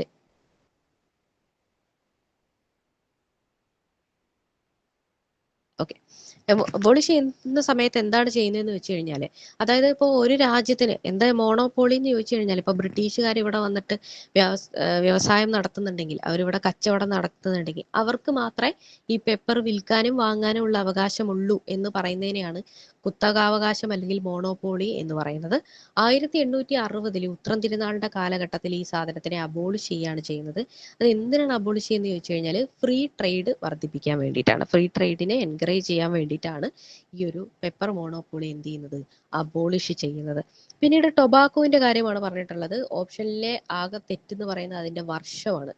1865 എന്ന് ഓപ്ഷനിൽ തന്നിട്ടുണ്ട്. 1862 ഈ ഒരു ടൊബാക്കോന്റെ മോണോപോളി നിർത്തലാക്കുന്നത്. അതാണ് അവിടെ തെറ്റായിട്ടുള്ള ഒരു കാര്യം.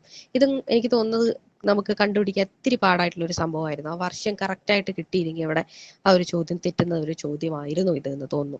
അടുത്തത്, ടാപ്പിയോക്ക പോപ്പുലറൈസ്ഡ് ബൈ വിശാഖം തിരുനാൾ. ഇത് കുറച്ച് എളുപ്പമായിട്ടുള്ള ഒരു സംഭവമാണ്.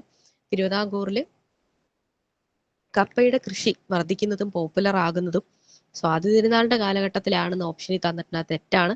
പകരം ആരുടെയാണ്? വിശാഖം തിരുനാളിന്റെ കാലഘട്ടത്തിലാണ്. അദ്ദേഹമാണ് എന്താ പറയാ, തിരുവിതാംകൂറിൽ ഇതിനെ പ്രൊമോട്ട് ചെയ്യുന്നത്. എന്തിനാണെന്ന് ചോദിച്ചു കഴിഞ്ഞാൽ അന്ന് ഈ പറയുന്ന ബ്രിട്ടീഷുകാരുടെ ഒക്കെ തന്നെ ഭരണത്തിന്റെ ഒരു നേരിട്ടല്ലെങ്കിലും സബ്സിഡറി അലയൻസ് വെച്ചിട്ട് അവരുടെ ഒരു പരമാധികാരത്തിന്റെ കീഴിലായിരുന്നു തിരുവിതാംകൂറും ഉണ്ടായിരുന്നത്.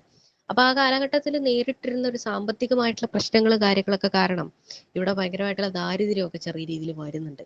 അപ്പൊ അതിനെയൊക്കെ ഇല്ലാതാക്കാൻ വേണ്ടിയിട്ട്, ആ ഫാമിനെ ഇല്ലാതാക്കാൻ വേണ്ടിയിട്ടാണ് ടാപ്പിയോക്ക പോലെയൊക്കെയുള്ള ആഹാര രീതികൾ ഇവിടെ ഇൻട്രൊഡ്യൂസ് ചെയ്യുന്നത്. അപ്പോൾ കേരളത്തിൽ തിരുവിതാംകൂറിൽ ഈ കപ്പ അല്ലെങ്കിൽ ടാപ്പിയോക്ക ഇൻട്രൊഡ്യൂസ് ചെയ്യുകയും പോപ്പുലറൈസ് ചെയ്യുകയും ചെയ്തിട്ടുള്ള വ്യക്തിയാണ് വിശാഖം തിരുനാൾ. അദ്ദേഹത്തിന്റെ കാലഘട്ടത്തിലാണ് ഇത് പോപ്പുലർ ആകുന്നത്. അതുകൊണ്ട് തന്നെ നമ്മുടെ കാർഷിക യൂണിവേഴ്സിറ്റിയുടെ ഒരു കപ്പ ഇനത്തിന്റെ പേര് ശ്രീ വിശാഖ് എന്നാണ്. അപ്പൊ അത് വെച്ചിട്ട് ഇത് ഓർത്തു വെച്ചേക്കാം. വിശാഖം തിരുനാളാണ് ഫാദർ ഓഫ് ടാപ്പിയോക്ക കൾട്ടിവേഷൻ, കേരളത്തിലെ കപ്പ കൃഷിയുടെ പിതാവ് എന്നൊക്കെ അറിയപ്പെടുന്ന അദ്ദേഹമാണ്. ഇതുകൂടാതെ ബ്രിട്ടീഷുകാരുടെ കാലഘട്ടത്തിൽ ആണ് ഈ പറയുന്ന ട്രേഡിന്റെ, അതായത് മോണോപോളി ഒക്കെ അബോളിഷ് ചെയ്യുന്നത്. The abolition of monopolies was a result of pressure from British and the need for economic liberalisation. അവർക്ക് ഫ്രീ ട്രേഡ് നടത്തണമായിരുന്നു. അതായത് നികുതികളും കാര്യങ്ങളൊന്നും കൂടാതെ ഫ്രീ ട്രേഡ് വേണമായിരുന്നു. അതിനു വേണ്ടിയിട്ടാണ് അവരെന്ത് ചെയ്യുന്നത്, ഈ മോണോപോളി എന്ന് പറയുന്ന ഒരു സംഭവം എടുത്തു കളയാനായിട്ട് സാധിക്കുന്നത്, എന്താ പറയാ, പ്രഷർ ചെയ്യുന്നത്. ഇപ്പൊ വിശാഖം തിരുനാളാണ് എന്ത് ചെയ്യുന്നത്, ഈ പറയുന്ന കപ്പ കൃഷിയെ പ്രോത്സാഹിപ്പിക്കുന്നത്. He was the first Malayali to be a member of Royal Asiatic Society. Asiatic Society എന്ന് പറയുന്ന ആ ഒരു സൊസൈറ്റിയിലെ അംഗമായിട്ടുള്ള ആദ്യത്തെ മലയാളി എന്ന് പറയുന്നത് ആരാണ്? അത് വിശാഖം തിരുനാളാണ്. ഇത്രയും കാര്യങ്ങൾ ഈ ഒരു ചോദ്യത്തിൽ നിന്ന് നോക്കി വെച്ചേക്കാം. 7ാമത്തെ ചോദ്യത്തിലേക്ക് നമ്മൾ കടക്കുകയാണ്. Which of the following statement about 19th century Kerala was true? 19ാം നൂറ്റാണ്ടിലെ കേരളവുമായിട്ട് ബന്ധപ്പെട്ട് താഴെ തന്നിട്ടുള്ള ഏതൊക്കെ കാര്യങ്ങളാണ് ശരി എന്നാണ് തന്നിരിക്കുന്നത്? ആദ്യത്തെ statement, Swami Vivekanandan called Kerala mad house of Kerala. അതായത് കേരളത്തെ ഭ്രാന്താലയം എന്ന് വിളിച്ചത് ആരാണ് എന്നാണ് അതിന്റെ ഒരു മലയാളം തർജ്ജമ എന്ന് പറയുന്നത്. ഇങ്ങനെ വായിക്കുമ്പോൾ നമുക്ക് കൺഫ്യൂഷൻ തോന്നുമെങ്കിലും വിവേകാനന്ദൻ എന്ന് കണ്ടു, മാഡ് എന്ന് കാണുമ്പോഴത്തേക്കിനും വളരെ പോപ്പുലർ ആയിട്ടുള്ള ഒരു സ്റ്റേറ്റ്മെന്റ് ആണ് അത്, അല്ലെ? അത് ഒട്ടുമിക്ക ആളുകൾക്കും കിട്ടുന്നതാണ്. എന്തുകൊണ്ടാണ് അദ്ദേഹം കേരളത്തിനെ ഭ്രാന്താലയം എന്ന് വിളിച്ചത്, അല്ലെങ്കിൽ മാഡ് ഹൗസ് എന്ന് വിളിച്ചത്? ഇവിടത്തെ ഭയങ്കരമായിട്ടുള്ള ജാതി വ്യവസ്ഥയായിരുന്നു. അപ്പൊ ഇവിടത്തെ ജാതിയുടെ ഡിസ്ക്രിമിനേഷൻ എന്ന് പറയുമ്പോഴത്തേക്കിനും, ഉയർന്ന ജാതിക്കാരനെതിരെ വരുമ്പോഴത്തേക്കിനും തൊട്ടുകൂടായ്മ, തീണ്ടിക്കൂടായ്മ, ഈ കണ്ടാൽ തന്നെ അയിത്തമുള്ള ജാതി, അങ്ങനെയൊക്കെ പലതരത്തിലുള്ള ക്രൂരമായിട്ടുള്ള ഡിസ്ക്രിമിനേഷനുകൾ കേരളത്തിൽ നിലനിന്നിരുന്നു. ആ ഒരു ഭ്രാന്ത് കണ്ടിട്ടാണ് അദ്ദേഹം കേരളത്തിനെ ഭ്രാന്താലയം എന്ന് വിളിച്ചിട്ടുണ്ടായിരുന്നത് വിവേകാനന്ദൻ. പിന്നെ അടുത്തത്, western education was not taboo to Namboothiri എന്നുള്ളതാണ് 2ാമത്തെ. അടുത്തത്, the practice of pollution was not widely observed in Kerala. ഇത്രയും കാര്യങ്ങളാണ് നമുക്ക് തന്നിട്ടുള്ള ആ ഒരു ഓപ്ഷനുകൾ 19ാം നൂറ്റാണ്ടിലെ കേരളത്തിനെ കുറിച്ച്. അപ്പൊ ഇതിനകത്ത് നമ്മളോട് ചോദിച്ചിരിക്കുന്നത് ശരിയായിട്ടുള്ള സ്റ്റേറ്റ്മെന്റ് ആണ്. 1ാമത്തെ സ്റ്റേറ്റ്മെന്റ് മാത്രമാണ് ഇവിടെ ശരിയായിട്ട് ഉള്ളത്. ഇതുമായിട്ട് ബന്ധപ്പെട്ടിട്ടുള്ള നമുക്ക് കുറച്ച് കാര്യങ്ങൾ നമുക്ക് നോക്കാം. നമ്മുടെ ചോദ്യത്തിൽ ഈവൻ ദോ മാഡ് ഹൗസ് എന്നൊക്കെ തന്നിട്ടുണ്ടെങ്കിലും കൃത്യമായിട്ടുള്ള അതിന്റെ ആ ഒരു വാക്ക് എന്ന് പറയുന്നത് ലുനാറ്റിക് അസൈലം എന്നാണ്. ഭ്രാന്താലയം, ലുനാറ്റിക് അസൈലം എന്നാണ് ഇനി വരാൻ പോകുന്ന പരീക്ഷയിൽ ചിലപ്പോൾ തരുന്നതെങ്കിൽ നമുക്ക് കൺഫ്യൂഷൻ ആവരുത്. ഭ്രാന്താലയത്തിന്റെ കറക്റ്റ് തർജ്ജമ ഇംഗ്ലീഷ് വാക്കാണത്. ലുനാറ്റിക് അസൈലം എന്ന് വിളിച്ചിട്ടുള്ളത് ആരാണ്? അത് സ്വാമി വിവേകാനന്ദനാണ്. കേരളത്തിലെ കോംപ്ലക്സും റിജിഡുമായിട്ടുള്ള ഒരു കാസ്റ്റ് സിസ്റ്റത്തിനെ പരിഹസിച്ചുകൊണ്ടാണ് അദ്ദേഹം അന്ന് അങ്ങനെ വിളിക്കുന്നത്. ഇനി ഈ പറയുന്ന 19ാം നൂറ്റാണ്ടിലും 20ാം നൂറ്റാണ്ടിലും ഒക്കെ ഈ എഡ്യൂക്കേഷൻ പ്രിവെയിൽ ചെയ്യുന്നതിനെ കുറിച്ചിട്ട് നമ്മൾ പഠിക്കുകയുണ്ടായി. അപ്പോൾ ഇങ്ങനെ നമുക്കറിയാം, ക്രിസ്ത്യൻ മിഷണറീസ് ഒക്കെ കേരളത്തിലേക്ക് വരുന്നു. ഇവിടെ എഡ്യൂക്കേഷൻ കുറച്ചുകൂടെ സ്ട്രോങ്ങർ ആക്കുന്നു. പ്രധാനമായിട്ടും ബ്രിട്ടീഷുകാർക്ക് ഈസി ആയിട്ട് അടക്കി ഭരിക്കാനും ഇവിടത്തെ ആളുകളെ കുറച്ച് വൈറ്റ് മെന്നിനെ പോലെ കുറച്ച് സോഫിസ്റ്റിക്കേറ്റഡ് ആക്കാനും ഒക്കെ വേണ്ടിയിട്ടാണ് അവർ ഈ പറയുന്ന വിദ്യാഭ്യാസം നമ്മുടെ ഇടയിലൊക്കെ പോപ്പുലറൈസ് ചെയ്യാനായിട്ട് ശ്രമിക്കുന്നത്. അപ്പൊ ആദ്യമൊക്കെ ഇങ്ങനെ പോപ്പുലറൈസ് ചെയ്യാൻ ശ്രമിക്കുമ്പോൾ ഒന്ന് താഴ്ന്ന ജാതിക്കാർക്ക് അന്ന് പഠിക്കാനും എടുക്കാനൊക്കെ ഉള്ള അവകാശങ്ങൾ ഉണ്ടായിരുന്നില്ല. മറ്റൊരു തരത്തിൽ പറയുമ്പോഴത്തേക്കിനും അല്ലാതെ ഉയർന്ന ജാതിയിൽപ്പെട്ട ജാതിയിലുള്ള ആളുകൾക്കിടയിലും വെസ്റ്റേൺ എഡ്യൂക്കേഷൻ അല്ലെങ്കിൽ ഇംഗ്ലീഷ് എഡ്യൂക്കേഷൻ എന്ന് പറയുന്നത് ഒരു എന്താ പറയാ സ്വീകാര്യമായിട്ടുള്ള ഒരു സംഭവം ആയിരുന്നില്ല ആദ്യ സമയത്ത്. Western education was strictly taboo for them until the early 20th century reform. 20ാം നൂറ്റാണ്ടിൽ ഉണ്ടായിരുന്ന ആ റിഫോമുകളുടെ അല്ലെങ്കിൽ ആ ഒരു മാറ്റങ്ങളുടെ കാലഘട്ടം വരെയും 19ാം നൂറ്റാണ്ടിലുടനീളം നമ്പൂതിരി സമുദായം എന്നല്ല, ഉയർന്ന സമുദായത്തിലുള്ള ആളുകൾക്ക് പോലും ഈ പറയുന്ന വെസ്റ്റേൺ എഡ്യൂക്കേഷൻ എന്ന് പറയുന്ന സംഭവം എന്തായിരുന്നു, ഒരു ടാബു ആയിരുന്നു. അതായത് അതിൽ പോകുന്നത് പ്രൊമോട്ട് ചെയ്തിരുന്നില്ല എന്നുള്ളതാണ്. ഇനി പൊല്യൂഷൻ, കാസ്റ്റ് ബേസ്ഡ് പൊല്യൂഷൻ അല്ലെങ്കിൽ അൺടച്ചബിലിറ്റി അങ്ങനെയുള്ള കാര്യങ്ങളൊക്കെ കേരളത്തില് വളരെ പ്രിവാലന്റ് ആയിട്ട് അന്ന് കാലത്ത് 19ാം നൂറ്റാണ്ടിലെ കേരളത്തിൽ നിലനിന്നിരുന്നു. ഇനി ഇതുമായിട്ട് ബന്ധപ്പെട്ടുകൊണ്ടുള്ള കുറച്ച് എക്സ്ട്രാ ഫാക്റ്റുകൾ നമുക്ക് നോക്കാം. 1822 1852 കാലഘട്ടത്തിൽ ചാന്നാർ റിവോൾട്ട് നടക്കുന്നുണ്ട്. ഇപ്പൊ കാസ്റ്റ് സിസ്റ്റത്തെ കുറിച്ചാണ് നമ്മൾ പറഞ്ഞത് അല്ലെ. അപ്പൊ അതുമായിട്ട് ബന്ധപ്പെട്ടുകൊണ്ടുള്ള ഒരു സംഭവമാണ് ചാന്നാർ റിവോൾട്ട്. അപ്പൊ അതായത് ലോവർ കാസ്റ്റിലുള്ള സ്ത്രീകൾക്ക് അന്ന് മാറുമറയ്ക്കാനുള്ള അവകാശം ഉണ്ടായിരുന്നില്ല. ആ മാറുമറയ്ക്കാനുള്ള അവകാശത്തിന് വേണ്ടി അവര് പോരാടിയ സമരമാണ് ചാന്നാർ റിവോൾട്ട് അല്ലെങ്കിൽ മേൽമുണ്ട് സമരം എന്നൊക്കെ പറയുന്നത്. ഓക്കെ, അപ്പൊ ആ സംഭവമാണ് ഇവിടെ പറയുന്നത്. അടുത്തത് അരുവിപ്പുറം പ്രതിഷ്ഠ, ശ്രീനാരായണ ഗുരുവുമായിട്ട് ബന്ധപ്പെട്ടിട്ടുള്ള ഒരു സംഭവമാണ്. ഇതും ജാതി വ്യവസ്ഥയുമായിട്ട് ബന്ധപ്പെട്ട് നമ്മൾ നോക്കുമ്പോൾ ഈ അമ്പലങ്ങളിലൊക്കെ പൂജിക്കാനും പ്രാർത്ഥിക്കാനുമുള്ള അവകാശം ഉയർന്ന ജാതിയിലുള്ള ആളുകൾക്ക് മാത്രമായിരുന്നു അന്ന് ഉണ്ടായിരുന്നത്. നമ്പൂതിരിമാർക്ക് മാത്രമായിരുന്നു പൂജ നടത്താനും പ്രതിഷ്ഠിക്കാനും ഒക്കെയുള്ള അവകാശങ്ങൾ ഉണ്ടായിരുന്നത്. ആ സമയത്താണ് 1888 ഞാനിതാ ഈഴവ ശിവനെ പ്രതിഷ്ഠിക്കുന്നു എന്നുള്ളൊരു പ്രഖ്യാപനത്തോടു കൂടി ശ്രീനാരായണ ഗുരു എന്ത് ചെയ്യുന്നത്, അരുവിപ്പുറത്ത് ഒരു ശിവപ്രതിഷ്ഠ നടത്തുന്നത്. ബ്രാഹ്മണിക്കൽ മോണോപോളി ഓഫ് പ്രീസ്റ്റ്ഹുഡ്, അതായത് പ്രീസ്റ്റ്ഹുഡ് അല്ലെങ്കിൽ ഈ പൂജിക്കാനും പ്രാർത്ഥിക്കാനും ഒക്കെയുള്ള ഒരു അവകാശം അന്ന് ബ്രാഹ്മണന്മാർക്ക് മാത്രമായിരുന്നു. അതിനെ ചോദ്യം ചെയ്തുകൊണ്ടും ചലഞ്ച് ചെയ്തുകൊണ്ടുമാണ് ശ്രീനാരായണ ഗുരു അങ്ങനെ ഒരു കാര്യം ചെയ്യുന്നത്. ഇനി കേരള പ്രാക്ടീസ്ഡ് അൺടച്ചബിലിറ്റി അല്ലെങ്കിൽ unapproachability where lower caste had to maintain a specific distance from upper caste to avoid polluting them. അതായത് അയിത്തം എന്ന് പറയുന്ന ഒരു സംഭവം എന്തായിരുന്നു അന്ന് കേരളത്തിൽ നിലനിന്നിരുന്ന ഒരു സംഭവമായിരുന്നു. ഓക്കെ, അപ്പോൾ അയിത്തം എന്നുണ്ടായിരുന്നു, തൊട്ടുകൂടായ്മ, തീണ്ടിക്കൂടായ്മ തുടങ്ങിയിട്ടുള്ള കാര്യങ്ങളൊക്കെയും നിലനിന്നിരുന്നു എന്നുള്ളതാണ്. ഓക്കെ, അപ്പൊ അതാണ് ഈ 3ാമത്തെ സ്റ്റേറ്റ്മെന്റിൽ പറയുന്നത്. 8ാമത്തെ ചോദ്യം നമുക്ക് നോക്കുകയാണ്. Which of the following agitation is or are related to Cochin state? താഴെ തന്നിട്ടുള്ളതിൽ ഏതൊക്കെയാണ് കൊച്ചിൻ സ്റ്റേറ്റുമായിട്ട് ബന്ധപ്പെട്ട് വരുന്ന അജിറ്റേഷനുകൾ എന്നാണ് ചോദിച്ചിട്ടുള്ളത്. അപ്പൊ ഇതിനകത്ത് സിവിക് റൈറ്റ് അജിറ്റേഷൻ, നിവർത്തന അജിറ്റേഷൻ, അതുപോലെ ഇലക്ട്രിസിറ്റി അജിറ്റേഷൻ, ഇത്രയുമാണ് തന്നിട്ടുള്ളത്. ഇതിലെ ഉത്തരം എന്ന് പറയുന്നത് 3ാമത്തേത് മാത്രമാണ്, കൊച്ചി സ്റ്റേറ്റുമായിട്ട് ബന്ധപ്പെട്ടുകൊണ്ട് വരുന്നത്. ഇലക്ട്രിസിറ്റി അജിറ്റേഷൻ അല്ലെങ്കിൽ വൈദ്യുതി സമരം എന്ന് പറയുന്നത് തൃശ്ശൂരിൽ വെച്ച് നടക്കുന്ന ഒരു അജിറ്റേഷൻ ആണ്. അപ്പൊ അന്ന് തൃശ്ശൂർ ആ ഭാഗമൊക്കെ എന്ന് പറയുമ്പോൾ കൊച്ചി സ്റ്റേറ്റ്. കേരളം എന്ന് പറയുന്നത് ഇപ്പോഴല്ലേ കേരളം മൊത്തമായിട്ടിരിക്കുന്നത്.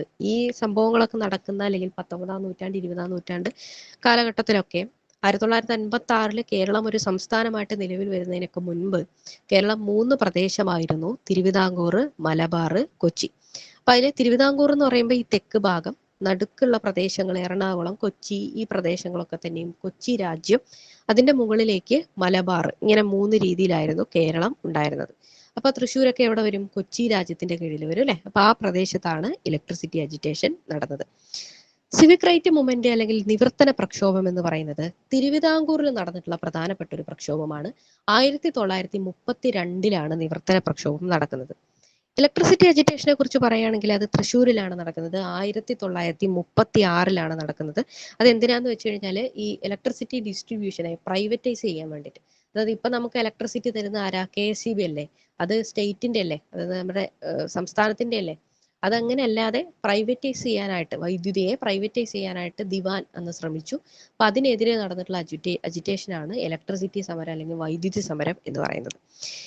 ഇതുമായിട്ട് ബന്ധപ്പെട്ടുകൊണ്ട് ഇലക്ട്രിസിറ്റി അജിറ്റേഷൻ എന്ന് പറയുന്നത് was the first mass political struggle in Cochin state. Cochin രാജ്യത്ത് നടന്നിട്ടുള്ള ഏറ്റവും വലിയ ആദ്യത്തെ ഒരു പൊളിറ്റിക്കൽ മാസ് സ്ട്രഗിൾ ആണ് എന്തെന്ന് പറയുന്നത് ഈ പറയുന്ന ഇലക്ട്രിസിറ്റി സമരം എന്ന് പറയുന്നത്. ഇനി ഇക്കണ്ട വാര്യർ, C അച്യുതമേനോൻ, ഇവരൊക്കെ തന്നെയും കൊച്ചിൻ സ്റ്റേറ്റ് കോൺഗ്രസിലെ പ്രധാനപ്പെട്ടിട്ടുള്ള നേതാക്കളായിരുന്നു എന്നുള്ളത് ഓർത്ത് വെച്ചേക്കാം. ഇനി 1947 നടന്നിട്ടുള്ള ഒരു സമരമാണ് പാലിയം സത്യാഗ്രഹം. അതും എവിടെയാണ്? കൊച്ചിൻ രാജ്യത്ത് തന്നെയാണ് നടക്കുന്നത്.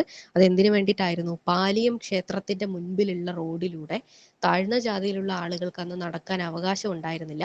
ആ ഒരു സഞ്ചാര സ്വാതന്ത്ര്യത്തിന് വേണ്ടിയിട്ട് നടന്ന സമരമാണ് പാലിയം സത്യാഗ്രഹം. അതും കൊച്ചി രാജ്യത്താണ് നടക്കുന്നത്. വർഷം നോക്കി വെച്ചേക്കണേ, 1947. ഓപ്ഷനിൽ തരുമ്പോൾ നമുക്ക് പെട്ടെന്ന് തെറ്റും. 47 പറയുമ്പോൾ സ്വാതന്ത്ര്യം കിട്ടിയല്ലോ, ഇപ്പൊ ഇങ്ങനൊന്നും ഉണ്ടാവില്ല എന്ന് നമ്മൾ വിചാരിക്കും.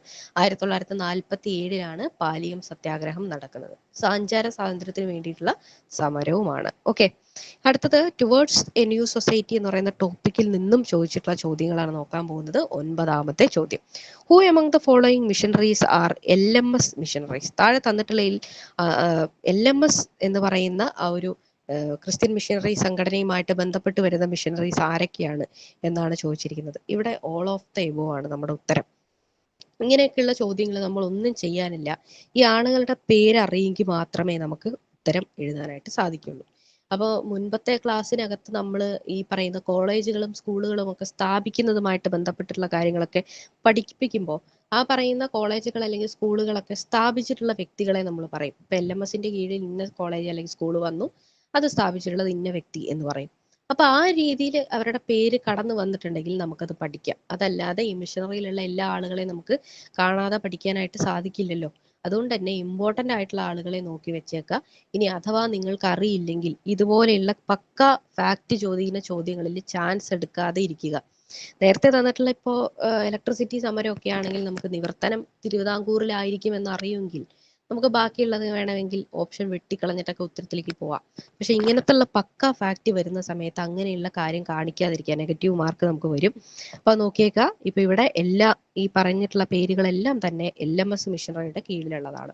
അപ്പൊ LMS മിഷനറി എന്ന് പറയുന്നത് തിരുവിതാംകൂർ ഭാഗത്തെ ബേസ് ചെയ്ത് പ്രവർത്തിച്ചിരുന്ന ആളുകളാണ്. അതായത് London Missionary Society focused in south Travancore. അതായത് ലണ്ടൻ മിഷനറി സൊസൈറ്റിയാണ് ചെറുതാക്കിയിട്ട് LMS എന്ന് വിളിക്കുന്നത്. ഇത് ട്രാവൻകൂർ, നാഗർകോവിൽ, കന്യാകുമാരി ഈ റീജിയനിലൊക്കെ ആയിരുന്നു അവര് ഉണ്ടായിരുന്നത്. ഫസ്റ്റ് LMS മിഷനറി 1806 വരുന്നത്. അത് എസ്റ്റാബ്ലിഷ് ചെയ്യുന്നത് മൈലൗഡി എന്ന് പറഞ്ഞിട്ടുള്ള വ്യക്തിയാണ്. ആ ഒരു മിഷൻ അറ്റ് മൈലൗഡി എന്ന് പറഞ്ഞിട്ടുള്ള സ്ഥലത്താണ് എന്ത് ചെയ്യുന്നത്, ഈ ഒരു സംഭവം ആദ്യമായിട്ട് വരുന്നത്. പിന്നെ ഓപ്ഷനകത്ത് നമുക്ക് തന്നിട്ടുള്ള മെഡ്, ആഷ്ടൺ തുടങ്ങിയിട്ടുള്ള ആളുകളൊക്കെ തന്നെയും LMSുമായിട്ട് ബന്ധപ്പെട്ട് വന്നിട്ടുള്ള പ്രധാനപ്പെട്ട ആളുകളാണ്. കോളേജുകൾ സ്ഥാപിച്ചത്, എഡ്യൂക്കേഷണൽ ഇൻസ്റ്റിറ്റ്യൂഷനുകൾ, പ്രിന്റിംഗ് പ്രസ്, ഇതൊക്കെ സ്ഥാപിക്കാനായിട്ട് മുൻകൈ എടുത്തിട്ടുള്ള കുറച്ച് പ്രധാനപ്പെട്ട വ്യക്തികളാണ് ഇവരൊക്കെ. അപ്പൊ ഇവരെ രണ്ടുപേരെ അറിഞ്ഞാൽ ചിലപ്പോൾ ബാക്കിയുള്ളവരെ നമുക്ക് അറിഞ്ഞോളണമെന്നില്ല. അതാണ് അതിന്റെ ഒരു പ്രത്യേകത എന്ന് പറയുന്നത്. അപ്പൊ ഇതിനകത്ത് റിങ്കിൾടോൺ എന്ന് പറഞ്ഞിട്ടുള്ള അദ്ദേഹമാണ് LMS മിഷനറി ആദ്യം ആയിട്ട് 1806 സ്ഥാപിക്കുന്നത്. അതാണ് അദ്ദേഹത്തിന്റെ പ്രത്യേകത. ഇതുമായിട്ട് ബന്ധപ്പെട്ട് വരികയാണെങ്കിൽ LMS എന്ന് പറയുന്നത് ഇംഗ്ലീഷ് സ്കൂളുകൾ, തിരുവിതാംകൂറിൽ ആദ്യമായിട്ടുള്ള ഇംഗ്ലീഷ് സ്കൂളുകൾ സ്ഥാപിക്കുന്നത് LMS മിഷനറിയുടെ കീഴിലാണ്. They played a key role in the social upliftment of Nadar community and the Channar revolt. നാടാർ കമ്മ്യൂണിറ്റിയുടെ ഇടയിൽ എഡ്യൂക്കേഷനൊക്കെ വർദ്ധിപ്പിക്കാൻ വേണ്ടിയിട്ട് LMS സൊസൈറ്റി ഒരുപാട് സഹായിച്ചിട്ടുണ്ട്.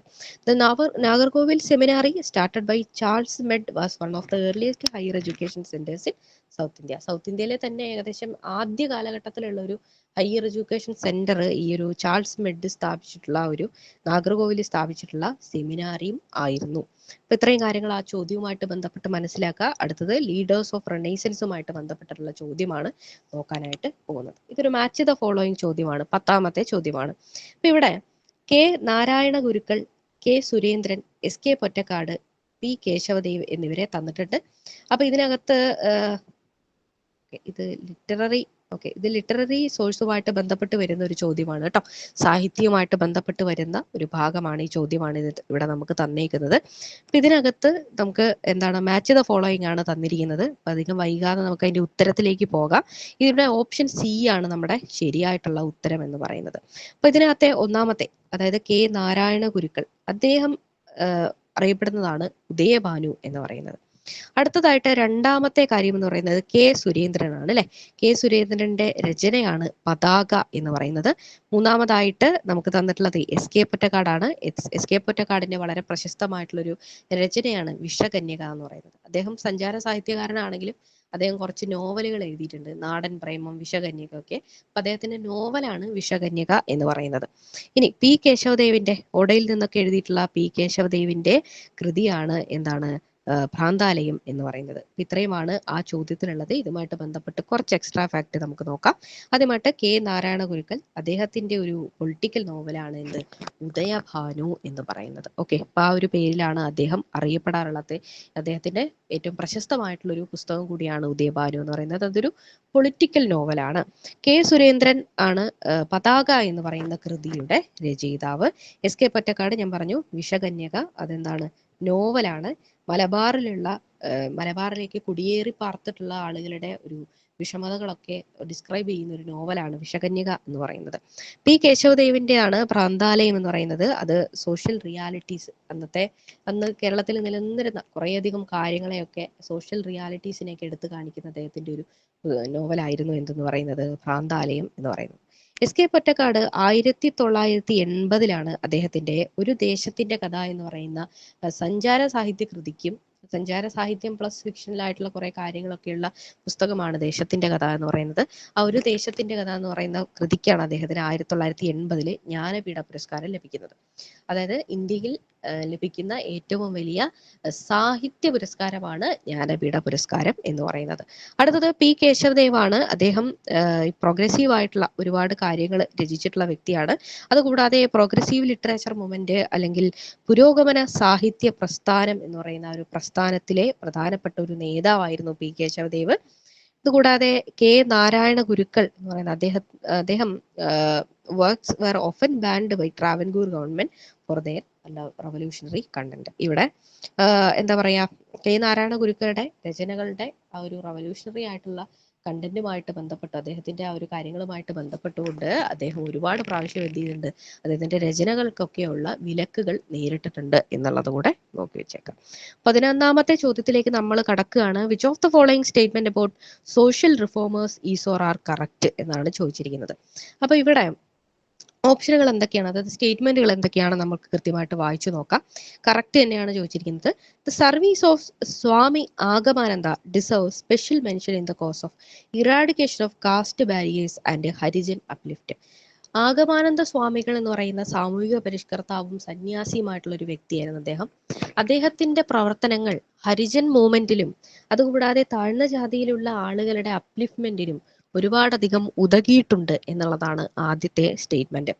അടുത്തത് Vagbhatananda championed the cause of prohibition. അതായത് ദ കോസ് ഓഫ് പ്രൊഹിബിഷൻ എന്നുള്ളത് വാഗ്ഭടാനന്ദനുമായിട്ട് ബന്ധപ്പെട്ടിരിക്കുന്നു എന്നുള്ളതാണ്. അടുത്തത് Brahmananda Sivayogi contempt caste barriers practised by Hindus as irrational. Brahmananda Sivayogi Hindu മതത്തിനകത്ത് ഉണ്ടായിരുന്ന കുറേയധികം കാസ്റ്റ് ബേസ്ഡ് ആയിട്ടുള്ള കുറേ അനാചാരങ്ങൾ ഉണ്ടായിരുന്നു അല്ലെ. ഇങ്ങനത്തെയുള്ള കാര്യങ്ങളൊക്കെ എന്താ പറയാ, ഒരു മോശമാണ്, അല്ലെങ്കിൽ ഇത് വിവേകമില്ലായ്മയാണ്. ഇറാഷണൽ എന്ന് പറയുമ്പോൾ വിവേകമില്ലായ്മയാണ് എന്ന് പറഞ്ഞിട്ടുള്ള വ്യക്തിയാണ് ബ്രഹ്മാനന്ദ ശിവയോഗി എന്നാണ് പറയുന്നത്. അപ്പൊ ഇതിനകത്ത് എല്ലാ സ്റ്റേറ്റ്മെന്റുകളും തന്നെ ശരിയായിട്ടുള്ള സ്റ്റേറ്റ്മെന്റ് ആണ്. ഇങ്ങനെയുള്ള ചോദ്യങ്ങളൊക്കെ എനിക്ക് തോന്നുന്നു നമുക്ക് വളരെ എളുപ്പത്തിൽ നമുക്ക് ഉത്തരം എഴുതാനായിട്ട് സാധിക്കും.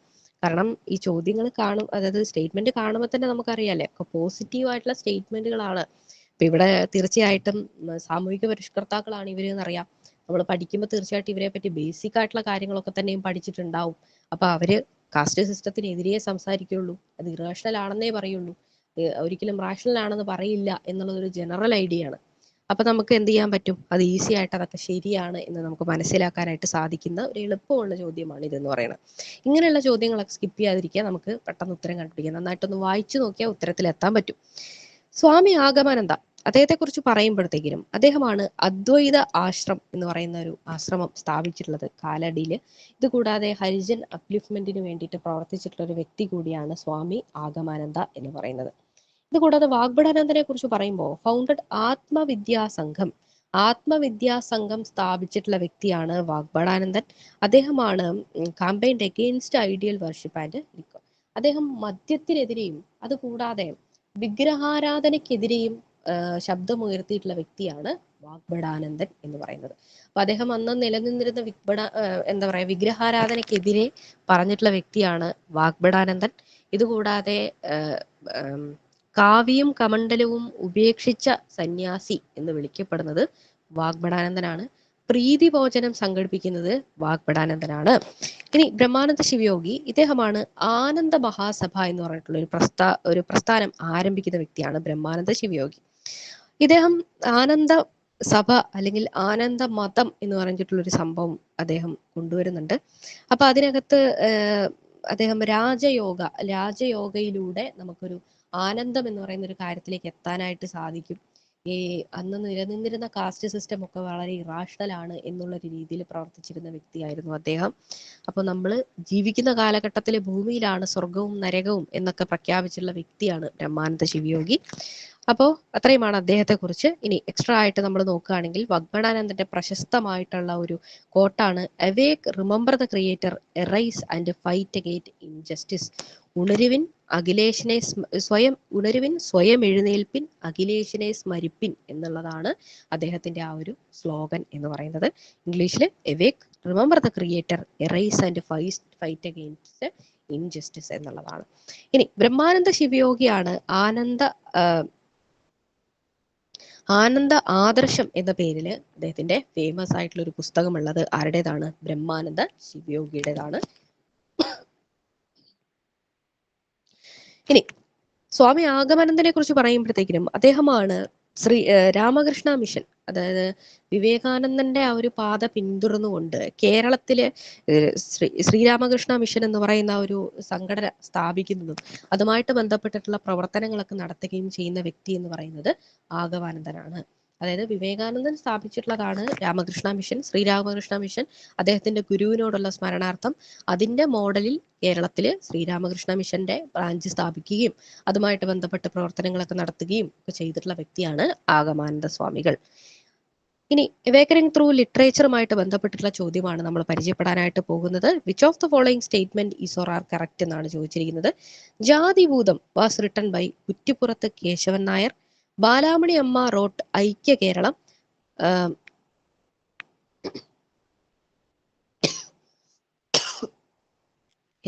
പ്രഭാതഗാനം was written by P Bhaskaran. ഇത്രയുമാണ് നമുക്ക് തന്നിട്ടുള്ള ഓപ്ഷനുകൾ.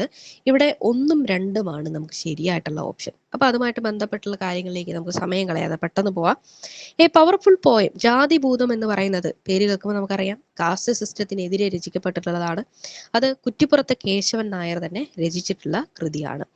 ഐക്യകേരളം എന്ന് പറയുന്നത്, അന്ന് ഞാൻ പറഞ്ഞല്ലോ കേരളം എന്ന് പറയുന്നത് 3ആയിട്ടായിരുന്നു നിലനിന്നിരുന്നത്. അതിനെ കേരളം എന്ന് പറയുന്ന ഒന്നിച്ചുള്ളൊരു എൻറ്റിറ്റി ആക്കി മാറ്റാൻ വേണ്ടിയിട്ട് പലരും പരിശ്രമിക്കുന്നുണ്ട്. അതുമായിട്ട് ബന്ധപ്പെട്ടുകൊണ്ട് ഉള്ള ഒരു കൃതിയായിരുന്നു Aikyakeralam. This movement for united Kerala was supported by many, but Balamani Amma is primarily known for her poem on motherhood. അപ്പോൾ ഒരുപാട് ആളുകൾ എന്ത് ചെയ്യുന്നുണ്ട്, ഐക്യകേരളവുമായിട്ട് ബന്ധപ്പെട്ടുകൊണ്ട് ഒരുപാടധികം കാര്യങ്ങൾ പറയുകയും അതുപോലെ തന്നെ അതിനുവേണ്ടി പ്രവർത്തിക്കുകയും ഒക്കെ ചെയ്തിട്ടുണ്ട്. ബാലാമണി അമ്മയെ കുറിച്ച് പറയുകയാണെന്നുണ്ടെങ്കിൽ ബാലാമണി അമ്മ പ്രധാനമായിട്ടും അറിയപ്പെടുന്ന കാര്യം എന്ന് പറയുന്നത് മാതൃത്വത്തിന്റെ കവിയത്രി എന്ന പേരിലാണ്. മാതൃത്വത്തെ കുറിച്ചിട്ട്, വാത്സല്യത്തെ കുറിച്ചിട്ടൊക്കെ കവിത എഴുതിയിട്ടുള്ള വ്യക്തിയാണ്. ബാലാമണി അമ്മയെ നിങ്ങൾക്ക് അറിയില്ലെങ്കിൽ കമലാ സുരയ്യയുടെ അമ്മയാണ് ബാലാമണി അമ്മ എന്നുള്ള പേരിൽ നിങ്ങൾക്ക് അറിയുന്നുണ്ടാവും. അപ്പോൾ അവരുടെ രചനകൾ എന്ന് പറയുന്നത് ആ ഒരു മാതൃവാത്സല്യമൊക്കെ ഉള്ളതാണ്. അതുകൊണ്ട് മാതൃത്വത്തിന്റെ കവിയത്രി എന്നറിയപ്പെടുന്ന ആരാണ്? ബാലാമണി അമ്മയാണ്. ഇനി പി ഭാസ്കരൻ രചിച്ചിട്ടുള്ള കൃതിയാണ് വയലാർ ഗർജിക്കുന്നു. അതൊരു റവല്യൂഷണറി സോങ് ആണ്. വയലാർ എന്ന് പറയുന്ന പുന്നപ്ര വയലാർ സമരവുമായിട്ട് ബന്ധപ്പെട്ടുകൊണ്ട് അദ്ദേഹം രചിച്ചതാണ് വയലാർ ഗർജിക്കുന്നു എന്ന് പറയുന്നത്. ഇനി ബാലാമണി അമ്മ എന്ന് പറയുന്നത് പോയിട്രസ് ഓഫ് മദർഹുഡ് എന്നറിയപ്പെടുന്ന വ്യക്തിയാണ്. സരസ്വതി സമ്മാൻ, ആദ്യത്തെ സരസ്വതി സമ്മാൻ, പ്രഥമ സരസ്വതി സമ്മാൻ നേടിയിട്ടുള്ള വ്യക്തി ബാലാമണി അമ്മയാണ്. ഇനി literature played a crucial role in Aikyakerala movement which led to the formation of Kerala state in 1956. 1856 Keralam എന്ന പേരിൽ മലയാളം സംസാരിക്കുന്ന ആളുകളുടെ സംസ്ഥാനമായിട്ട് നിലവിൽ വരാൻ വേണ്ടിയിട്ടുള്ള ഒരു പ്രധാനപ്പെട്ട കാരണം എന്ന് പറയുന്നത് ലിറ്ററേച്ചറുകളിലൂടെയുള്ള പ്രതികരണവും കാര്യങ്ങളും കൂടെ ആയിരുന്നു എന്നുള്ളത് നോക്കുക. ഹലോ, പറഞ്ഞോളൂ. ഈ ഐക്യകേരളം ബാലാമണിയമ്മ എന്ന് പറഞ്ഞില്ലേ, അത് എവിടെയും കാണുന്നില്ലല്ലോ അങ്ങനെ. PSC കൊടുത്തിട്ടുള്ള ഒരു ആൻസറിൽ അങ്ങനെയാണ് തന്നിരിക്കുന്നത്. അവരുടെ കൃതിയായിട്ടാണ് കരുതിയിട്ടാണ് അങ്ങനെ തന്നിട്ടുള്ളത്. അത് ബാലാമണി അമ്മന്റെ കൃതികൾ എടുത്തു നോക്കുമ്പോ അങ്ങനത്തെ ഒരു കൃതി കാണുന്നില്ല. പിന്നെ ചാറ്റ്ജിപിടിയിലും ജെമിനി അതിലൊക്കെ ചോദിക്കുമ്പോഴും ബാലാമണി അമ്മനായിട്ട് ഇത് കൃതി ബന്ധമില്ല എന്ന് പറയുന്നത്. കൊടുത്തിട്ടുള്ള ആൻസർ കീയിൽ അങ്ങനെ ആയതുകൊണ്ടാണ് ഞാനത് എടുത്തിട്ടത്. ഞാനൊന്ന് റെഫർ അത് ചെയ്ത് നോക്കട്ടെ ഇനി പോർഷനിലല്ലേ അഥവാ. കൊടുക്കുന്നത്? അതെ അതെ, ആ തന്നിട്ടുള്ള ആൻസർ കീയിൽ തന്നെയാണ് കൊടുത്തിട്ടുള്ളത്. അത് ഫൈനൽ ആൻസർ കീ അല്ലല്ലോ അത്. അല്ല. ഞാൻ റെഫർ ചെയ്ത് നോക്കിയിട്ട് എന്തെങ്കിലും തിരുത്തുണ്ടെങ്കിൽ ഞാൻ പറയാം. ഓക്കെ. ഓക്കെ, ശരി. അടുത്ത ചോദ്യത്തിലേക്ക് പോവാണ്. Which of the following statement about the starting of caste organisation is or are correct? അതായത് കാസ്റ്റ് ഓർഗനൈസേഷനുകളുമായിട്ട്, അതായത് ഈ പറയുന്ന ജാതി വ്യവസ്ഥയ്ക്കൊക്കെ എതിരെയായിട്ട് ഒരുപാട് സംഘടനകളും കാര്യങ്ങളൊക്കെ ഈ സാമൂഹിക പരിഷ്കർത്താക്കൾ ആരംഭിക്കുന്നുണ്ട്. നമുക്ക് പഠിക്കാനുണ്ട് അല്ലേ? അപ്പൊ അതുമായിട്ട് ബന്ധപ്പെട്ട് താഴെ തന്നിട്ടുള്ളതിൽ ഏതൊക്കെ കാര്യങ്ങളാണ് ശരിയായിട്ടുള്ളതെന്നാണ് ചോദിച്ചിരിക്കുന്നത്. ശ്രീനാരായണ ഗുരു ഫൗണ്ടഡ് ദ ശ്രീനാരായണ ധർമ്മ പരിപാലന യോഗം ഇൻ 1901 എന്താണ്? ശ്രീനാരായണ ധർമ്മ പരിപാലന യോഗം അഥവാ SNDP ശ്രീനാരായണ ഗുരു ആരംഭിച്ചിട്ടുള്ളതാണ് 1901 എന്ന ആദ്യത്തെ സ്റ്റേറ്റ്മെന്റ് തന്നിട്ടുണ്ട്. കെ അയ്യപ്പൻ ഫൗണ്ടഡ് സാധുജന പരിപാലന യോഗം ഇൻ 1907. കെ അയ്യപ്പനാണ് സാധുജന പരിപാലന യോഗം 1907 സ്ഥാപിച്ചത് തന്നിട്ടുണ്ട്. ബ്രഹ്മാനന്ദ ശിവയോഗി എസ്റ്റാബ്ലിഷ്ഡ് സമത്വ സമാജം ഇൻ 1836 എന്ന് തന്നിട്ടുണ്ട്. ബ്രഹ്മാനന്ദ ശിവയോഗിയാണ് സമത്വ സമാജം 1836 സ്ഥാപിക്കുന്നത് എന്നുമാണ് തന്നിട്ടുള്ള സ്റ്റേറ്റ്മെന്റുകൾ. ഇതിനകത്തെ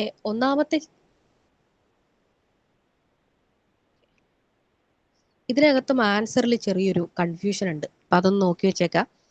അപ്പോൾ ക്ലെയിം ചെയ്യാനൊക്കെ ഉണ്ടെങ്കിൽ ആ ഒരു കാര്യം ഒന്ന് നോക്കിയേക്കാം. അപ്പൊ ഇതിനകത്ത് നമുക്ക് ചോദിച്ചിരിക്കുന്നത് കറക്റ്റ് സ്റ്റേറ്റ്മെന്റ് ആണ്. അപ്പൊ ഇതിനകത്തെ 1901 SNDP എന്ന് പറയുന്ന ഒരു സംഘടന 1903 ആരംഭിക്കുന്നത്. SNDP പേപ്പറിൽ 3 തന്നെയല്ലായിരുന്നോ? എന്തോ ക്വസ്റ്റ്യൻ പേപ്പറിൽ 3 തന്നെയല്ലേ ഉണ്ടായിരുന്നേ? 3 കൊടുത്തിരിക്കുന്നത്? 3 ആണല്ലേ? അപ്പൊ ഞാൻ എടുത്തിട്ടതിലുള്ള മിസ്റ്റേക്ക് ആയിരിക്കും എന്നാ പിന്നെ. അപ്പൊ 1903 അപ്പൊ അത് കറക്റ്റ് ആയിട്ടുള്ളൊരു സംഭവമാണ്. ഞാൻ ടൈപ്പ് ചെയ്തപ്പോൾ മാറിപ്പോയതായിരിക്കും.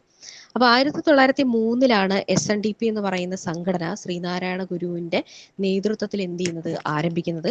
1903 SNDP ആരംഭിക്കുന്നു. ശ്രീനാരായണ ധർമ്മ പരിപാലന യോഗം.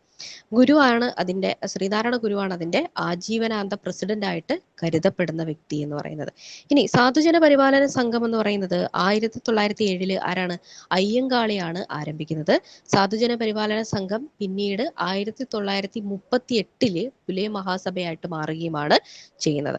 പിന്നെ സമത്വ സമാജം എന്ന് പറയുന്നത് വൈകുണ്ഠ സ്വാമികളാണ് ആരംഭിക്കുന്നത് 1836. ഇവിടെ വർഷമൊക്കെ കറക്റ്റ് ആണ്, പക്ഷെ ആളെയാണ് തെറ്റിച്ച് തന്നേക്കുന്നത്.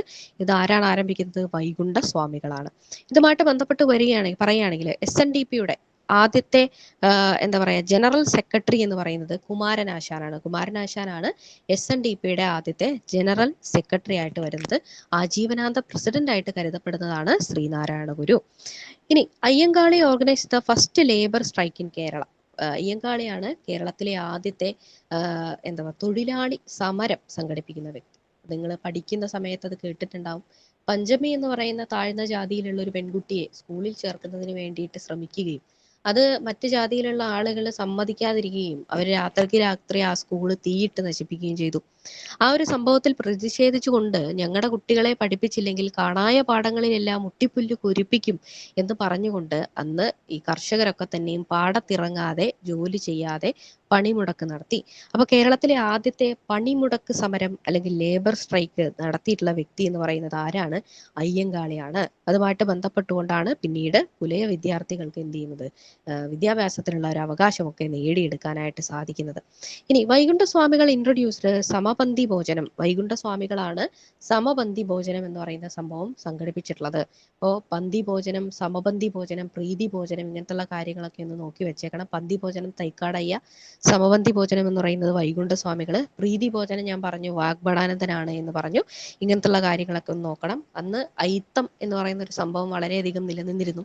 അന്ന് കാണാൻ പോലും പറ്റില്ല എന്നുള്ള കാലഘട്ടത്തിൽ ഒത്തിരുന്ന് ഉണ്ണാനായിട്ട് പറ്റില്ലായിരുന്നു. അതായത് ഒന്നിച്ചു ഇരുന്ന് ഒരു പന്തിയിലിരുന്ന് ഉണ്ണാൻ പറ്റില്ലായിരുന്നു. ആ ഒരു അനാചാരത്തിനെതിരെയുള്ള സംഭവമാണ് ഈ പറഞ്ഞ കാര്യങ്ങളെല്ലാം തന്നെ. അത് നോക്കി വെച്ചേക്കാം.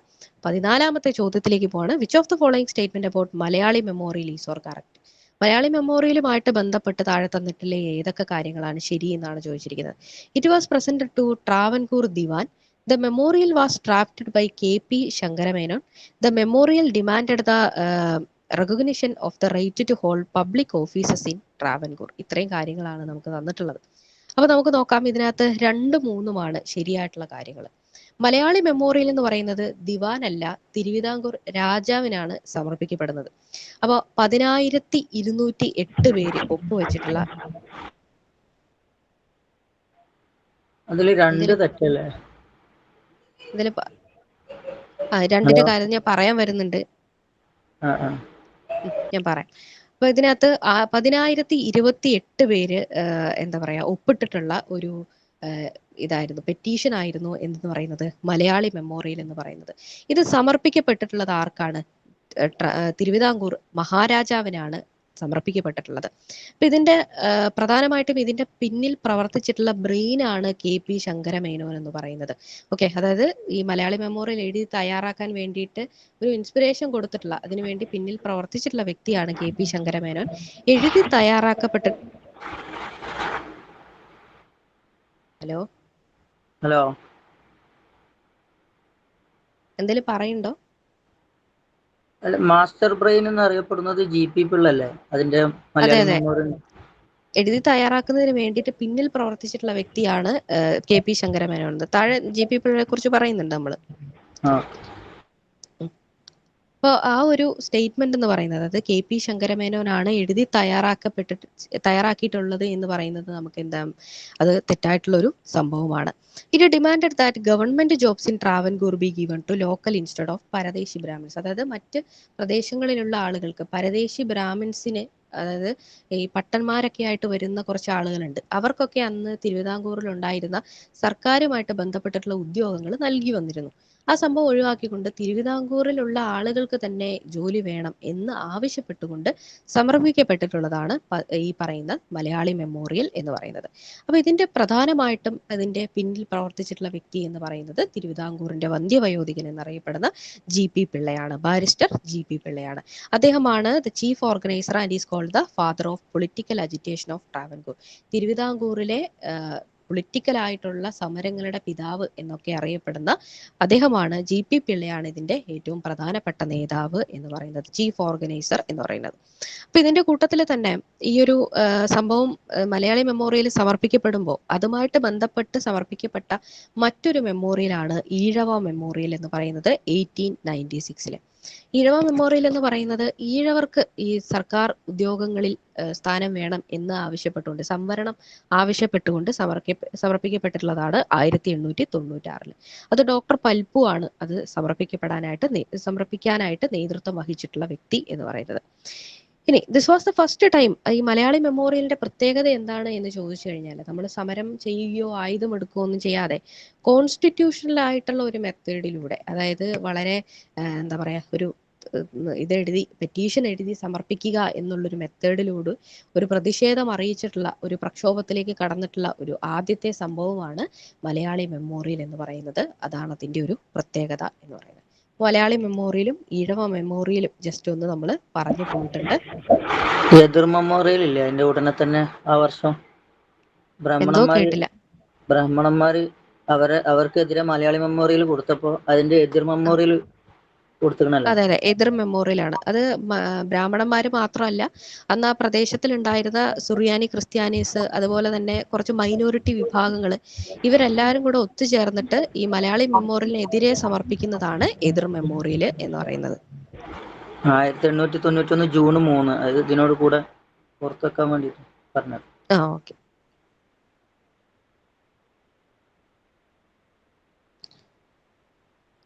ഓക്കെ, അപ്പൊ അടുത്ത ചോദ്യത്തിലേക്ക് പോവാണ്. Name the centres where the movements for getting the approach road to temples open to avarnas were organised. അതായത് അമ്പലങ്ങളിൽ അന്ന് താഴ്ന്ന ജാതിയിലുള്ള ആളുകൾക്ക്, അല്ലെങ്കിൽ ഈ പറയുന്ന സോക്കോൾഡ് ഉയർന്ന ജാതിയിലുള്ള ആളുകൾക്ക് മാത്രമേ അന്ന് പ്രവേശിക്കാനുള്ള അവകാശം ഉണ്ടായിരുന്നുള്ളൂ. എന്തിനധികം അമ്പലങ്ങൾക്ക് ചുറ്റുമുള്ള നടപ്പാതകളിലൂടെ പോലും നടക്കാനുള്ള അവകാശം അവർക്ക് മാത്രമേ ഉണ്ടായിരുന്നുള്ളൂ എന്നുള്ളൊരു കാലഘട്ടമായിരുന്നു അന്ന് നടന്നുകൊണ്ടിരുന്നത്. അപ്പൊ അന്ന് ഈ പറയുന്ന ടെമ്പിൾ എൻട്രിക്ക് വേണ്ടിയിട്ടുള്ള മൂവ്മെന്റുകൾ നടന്നിട്ടുള്ള ആ ടെമ്പിളുകൾ ഏതൊക്കെയാണ് എന്നാണ് ചോദിച്ചിരിക്കുന്നത്. Name the centres for the movement for getting the approach roads to temples open to avarnas were organised. അത് മുമ്പിലുള്ള റോഡുകൾ അവർണർക്ക് വേണ്ടി തുറന്നു കൊടുക്കുന്നതിന് വേണ്ടിയിട്ടുള്ള സമരം നടന്നിട്ടുള്ളത് എവിടെയൊക്കെയാണ് എന്നാണ് ചോദ്യം. അപ്പൊ ഇവിടെ അമ്പലപ്പുഴയും തിരുവാർപ്പുമാണ് അതിന്റെ ഉത്തരം എന്ന് പറയുന്നത്. അപ്പൊ എന്തുകൊണ്ടാണ് നമുക്ക് എന്താ പറയാ ഗുരുവായൂരായില്ല എന്ന് ചോദിക്കുമ്പോഴത്തേക്കിനും, ഗുരുവായൂർ സത്യാഗ്രഹം എന്ന് പറയുന്നത് അമ്പലത്തിനകത്ത് പ്രവേശിക്കുന്നതിന് വേണ്ടിയിട്ടുള്ള ഒരു സമരമായിരുന്നു. അതായത് അമ്പലത്തിന് ചുറ്റുമുള്ള വഴിയിലൂടെ നടക്കുന്നതിന് വേണ്ടിയിട്ടുള്ള സഞ്ചാര സ്വാതന്ത്ര്യത്തിന് വേണ്ടിയിട്ടുള്ളതായിരുന്നില്ല, അമ്പലത്തിന് അകത്ത് പ്രവേശിക്കുന്നതിന് വേണ്ടിയിട്ടായിരുന്നു. ചോദ്യത്തിൽ നമുക്ക് കൃത്യമായിട്ട് ഗെറ്റിംഗ് ദ അപ്രോച്ച് റോഡ് എന്ന് തന്നെ നമുക്ക് തന്നിട്ടുണ്ട്. അപ്പൊ അതുകൊണ്ട് ഉത്തരം എന്തായില്ല, ഓപ്ഷൻ 1ഉം 2ഉം മാത്രം നമ്മുടെ ഉത്തരമായിട്ട് വന്നു എന്നുള്ളതാണ്. അപ്പോൾ ഈ മൂവ്മെന്റുകൾ ലോവർ കാസ്റ്റിലുള്ള ആളുകൾക്ക് അന്ന് അമ്പലത്തിന് ചുറ്റുമുള്ള അല്ലെങ്കിൽ അമ്പലത്തിന്റെ അടുത്തൂടെയുള്ള വഴികളിലൂടെ നടക്കുന്നതിന് വേണ്ടിയിട്ടുള്ള സ്വാതന്ത്ര്യത്തിന് വേണ്ടി സംഘടിപ്പിക്കപ്പെട്ടിട്ടുള്ളതാണ്. ഇതോടൊപ്പം തന്നെ നമുക്ക് പറയാവുന്ന മറ്റൊന്നാണ് വൈക്കം സത്യാഗ്രഹം. 1924 നടന്നിട്ടുള്ള വൈക്കം സത്യാഗ്രഹം, അത് വൈക്കം ക്ഷേത്രത്തിന് ചുറ്റുമുള്ള നടപ്പാതയിലൂടെ നടക്കാനുള്ള അവകാശത്തിന് വേണ്ടിയിട്ടായിരുന്നു. ഇതുകൂടാതെ പാലിയം സത്യാഗ്രഹം പറയാം. അതും പാലിയം ക്ഷേത്രത്തിന് ചുറ്റുമുള്ള നടവഴിയിലൂടെ നടക്കുന്നതിന് വേണ്ടിയിട്ടുള്ള സഞ്ചാര സ്വാതന്ത്ര്യത്തിന് വേണ്ടിയിട്ടുള്ള സമരമായിരുന്നു. ഇപ്പൊ അമ്പലപ്പുഴ, തിരുവാർപ്പ് ഇതൊക്കെ തന്നെയും, അതുപോലെ ഗുരുവായൂർ ഇതൊക്കെ തന്നെയും താഴ്ന്ന ജാതിക്കാർക്ക് അവകാശങ്ങൾ നേടിയെടുക്കുന്നതിന് വേണ്ടിയിട്ടുള്ള സമരങ്ങളായിരുന്നു. പക്ഷെ ഗുരുവായൂർ എന്ന് പറയുന്നത് അവിടെ താഴ്ന്ന ജാതിയിലുള്ള ആളുകൾക്ക് ക്ഷേത്രത്തിൽ പ്രവേശിക്കുന്നതിന് വേണ്ടിയിട്ടുള്ള സമരമായിരുന്നു അതെന്ന് പറയുന്നത്. അപ്പൊ അതുമായിട്ട് ബന്ധപ്പെട്ട് പിന്നീട് ടെമ്പിൾ എൻട്രി പ്രൊക്ലമേഷൻ നടത്തുകയും പിന്നീട് എല്ലാ ജാതിയിലുള്ള ആളുകൾക്കും ജാതിഭേദമന്യേ അമ്പലത്തിൽ പ്രവേശിക്കാനുള്ള അവകാശം നേടിയെടുക്കുകയും ചെയ്തിട്ടുണ്ട്. അങ്ങനെ ഗുരുവായൂർ ക്ഷേത്രത്തിലെ മണി മുഴക്കിയിട്ടുള്ള ആദ്യത്തെ അബ്രാഹ്മണരാണ് വി കൃഷ്ണപിള്ള എന്ന് പറയുന്നത്. അപ്പൊ ഇതുമായിട്ട് ബന്ധപ്പെട്ട് വൈക്കം സത്യാഗ്രഹം 1924 ഓർത്തു വെച്ചേക്കാം. അപ്പോൾ പിന്നീട് മഹാത്മാഗാന്ധി ഈ ഒരു സമരത്തിനൊക്കെ ഐക്യദാർഢ്യം പ്രഖ്യാപിക്കുന്നുണ്ട്. 1925 അദ്ദേഹം കേരളത്തിലേക്ക് വിസിറ്റ് ചെയ്യുന്നൊക്കെയുണ്ട്. പിന്നീട് കെ കേളപ്പൻ കേരള ഗാന്ധി എന്നറിയപ്പെടുന്ന വ്യക്തി, അദ്ദേഹം 1931 നടന്നിട്ടുള്ള ഗുരുവായൂർ സത്യാഗ്രഹവുമായിട്ട് ബന്ധപ്പെട്ട് പ്രവർത്തിച്ചിട്ടുള്ള വ്യക്തിയാണ്. പിന്നെ ഈ ഒരു മൂവ്മെന്റുകളൊക്കെ തന്നെയും എന്തിനായിരുന്നു, ഈ അമ്പലത്തിലും അതിന് ചുറ്റുമുള്ള സഞ്ചാരപാതയ്ക്കും ഒക്കെ വേണ്ടിയിട്ടായിരുന്നു. ഇതിൽ ഗുരുവായൂരാണ് ക്ഷേത്രത്തിനകത്ത് പ്രവേശിക്കുന്നതിന് വേണ്ടിയിട്ടുള്ള സമരം. അതുമായിട്ട് ബന്ധപ്പെട്ട് 1936 എന്ത് ചെയ്യുന്നുണ്ട്, ക്ഷേത്രപ്രവേശന വിളംബരം, ചിത്തിര തിരുനാളിന്റെ കാലഘട്ടത്തിൽ ക്ഷേത്രപ്രവേശന വിളംബരം 1936 പുറപ്പെടുവിക്കുകയും അതോടുകൂടി അമ്പലത്തിനകത്ത് പ്രവേശിക്കാനുള്ള അവകാശം ലഭിക്കുകയുമാണ് ചെയ്യുന്നത്. ടീച്ചറെ, ഹലോ ഇതില് സുചീന്ദ്രൻ കൂടി ഇല്ലേ? ശുചീന്ദ്ര സത്യാഗ്രഹവും അതിന്റെ കൂട്ടത്തിൽ പറയാവുന്നതാണ്.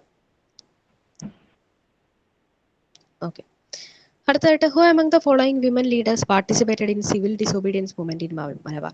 മലബാറിലെ സിവിൽ ഡിസോബീഡിയൻസ് മൂവ്മെന്റുമായിട്ട് ബന്ധപ്പെട്ട് പ്രവർത്തിച്ചിട്ടുള്ള വനിതകൾ ആരൊക്കെയാണ് എന്നുള്ളതാണ് നമ്മുടെ ചോദ്യം.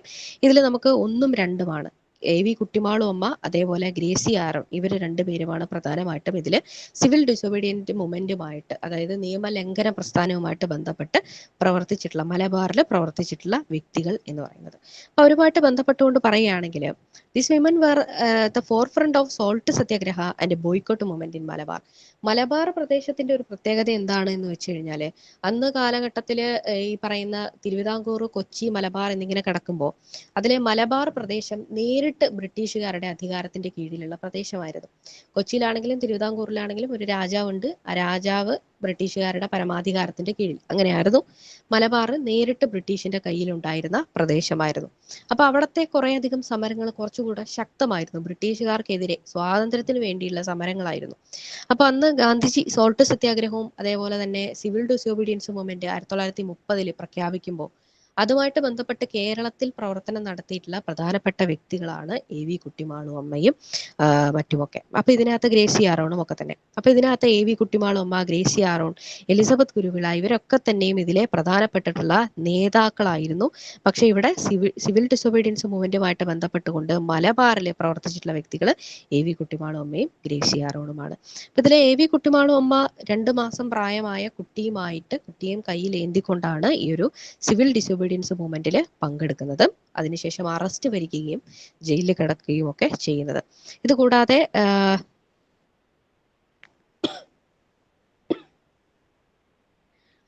ഇതുകൂടാതെ ഇവരൊക്കെ തന്നെയും, അതായത് ഈ സിവിൽ ഡിസൊബീഡിയൻസ് മൂവ്മെന്റുമായിട്ട് ബന്ധപ്പെട്ടുകൊണ്ടൊക്കെ പ്രവർത്തിച്ചിട്ടുള്ള ഈ വനിതകളെല്ലാം കൂടെ ചേർന്നുകൊണ്ട് ദേശാഭിമാനി മഹിള എന്ന് പറയുന്ന ഒരു സംഘം രൂപീകരിക്കുകയും അതുമായിട്ട് ബന്ധപ്പെട്ട് പ്രവർത്തനങ്ങളിൽ ഏർപ്പെടുകയും ഒക്കെ ചെയ്യുന്നുണ്ട്. പിന്നീട് ഈ സിവിൽ ഡിസൊബീഡിയൻസ് മൂവ്മെന്റ് കുറെ കൂടെ ശക്തി പ്രാപിക്കുകയും സോൾട്ട് സത്യാഗ്രഹം ഒക്കെ കേരളത്തിൽ നടത്തുകയും ചെയ്യുന്നുണ്ട്. നമുക്കറിയാം കേരളത്തിലെ സോൾട്ട് സത്യാഗ്രഹത്തിന്റെ ഒരു സെന്റർ എന്ന് പറയുന്നത് എവിടെയാണ്? പയ്യന്നൂരാണ്. കേളപ്പനായിരുന്നു കേരളത്തിലുണ്ടായിരുന്ന അതിന്റെ നേതാവ് എന്ന് പറയുന്നത്. 17ാമത്തെ ചോദ്യത്തിലേക്ക് നമ്മൾ പോവാണ്. സമയം ഒരുപാടായി, നമുക്ക് പെട്ടെന്ന് നോക്കാം. Which of the following is correct about the time of dewanship of sir C P Ramaswamy Iyer? C P Ramaswamy അയ്യരുടെ ഭരണ കാലഘട്ടത്തിൽ നടന്നിട്ടുള്ള കാര്യങ്ങളുമായിട്ട് ബന്ധപ്പെട്ടിട്ട് ശരി എന്തൊക്കെയാണ് എന്നാണ് ചോദിച്ചിരിക്കുന്നത്. അപ്പൊ നോക്കാം. ടെമ്പിൾ എൻട്രി പ്രൊക്ലമേഷൻ പറയുന്നുണ്ട്, establishment of Travancore university, bifurcation of land revenue department, ഇത്രയുമാണ് പറഞ്ഞിട്ടുള്ളത്. അപ്പൊ ഇതിനകത്ത് രണ്ടാമത്തെ കാര്യം മാത്രമാണ്, രണ്ടാമത്തെ എസ്റ്റാബ്ലിഷ്മെന്റ് ഓഫ് ട്രാവൻകൂർ യൂണിവേഴ്സിറ്റി മാത്രമാണ് ശരിയായിട്ടുള്ള കാര്യമാണെന്ന് പറയുന്നത്. ടെമ്പിൾ എൻട്രി പ്രൊക്ലമേഷൻ എന്ന് പറയുന്നത് 1936 നടക്കുന്നത്. പിന്നീട് ലാൻഡ് റവന്യൂ ഡിപ്പാർട്ട്മെന്റുകളെ വേർതിരിക്കുന്ന ഒരു സംഭവം എന്ന് പറയുന്നതും സി പി രാമസ്വാമി അയ്യരുടെ കാലഘട്ടത്തിൽ അല്ല നടക്കുന്നത്.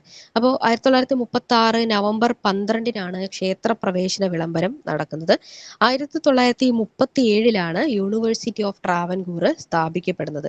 Sir C P Ramaswamy Iyer ആയിരുന്നു അതിന്റെ ആദ്യത്തെ വൈസ് ചാൻസലർ എന്ന് പറയുന്നത്.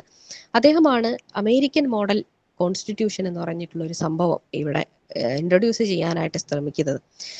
ഇൻഡിപെൻഡന്റ് ട്രാവൻകൂർ വേണം എന്ന് പറഞ്ഞുകൊണ്ട്, അമേരിക്കയിൽ ഞാൻ പറഞ്ഞല്ലോ, കോൺസ്റ്റിറ്റ്യൂഷൻ പഠിപ്പിച്ചപ്പോൾ ഞാൻ പറഞ്ഞു ഫെഡറേഷൻ സിസ്റ്റം ആണുള്ളത് എന്ന്. അപ്പൊ അതുപോലൊരു സിസ്റ്റം വേണമെന്നും തിരുവിതാംകൂറിന് ഇന്ത്യയിൽ നിന്ന് വേറിട്ട് ഒരു ഇൻഡിപെൻഡന്റ് ആയിട്ടുള്ള ഒരു അവകാശം വേണമെന്നും അദ്ദേഹം അന്ന് പറയുണ്ടായി. അതിനെതിരെ ഒരുപാട് പ്രക്ഷോഭങ്ങളൊക്കെ നടക്കുന്നുണ്ട്. അങ്ങനെ അമേരിക്കൻ മോഡൽ അറബിക്കടലിൽ എന്ന് പറഞ്ഞുകൊണ്ട് സമരങ്ങൾ നടക്കുന്നതൊക്കെ നമ്മൾ ഇവിടെ പഠിച്ചിട്ടുണ്ട്. ഈ ഒരു സമരങ്ങളുമായിട്ട് പ്രക്ഷോഭങ്ങളുമായിട്ട് ബന്ധപ്പെട്ട് നമുക്ക് പഠിക്കാനായിട്ടുണ്ട്. ഇനി ഇതുകൂടാതെ ഒന്നാമത്തെ ക്ഷേത്രപ്രവേശന വിളംബരത്തിന്റെ സർ സി പി എൻ അല്ലേ? ചിത്തിരി തിരുനാളിന്റെ കാലത്ത് 1936 ആണ്. അത് 1ഉം 2ഉം ശരിയാണ്. മറ്റേത് വൈക്കം സത്യാഗ്രഹം ടെമ്പിൾ എൻട്രി പ്രൊക്ലമേഷൻ 1936 അപ്പൊ സി പി രാമസ്വാമി അയ്യരുടെ കാലഘട്ടത്തിൽ തന്നെയാണ് അത് നടക്കുന്നത്.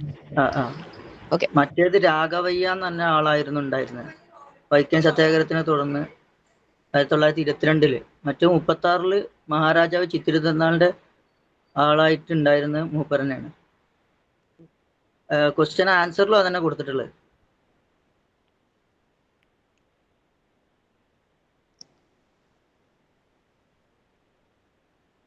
അതെ, ഓപ്ഷൻ ഡി ആണ് കേട്ടോ. ഞാൻ പെട്ടെന്ന് മാറിപ്പോയാണ്. അപ്പൊ ഓപ്ഷൻ ഡി ആണ് ഉത്തരം. 1936 ടെമ്പിൾ എൻട്രി പ്രൊക്ലമേഷനും 1937 sir C P Ramaswamy Iyer vice chancellor ആയിക്കൊണ്ട് ട്രാവൻകൂർ യൂണിവേഴ്സിറ്റി സ്ഥാപിക്കപ്പെടുകയുമാണ് ചെയ്യുന്നത്.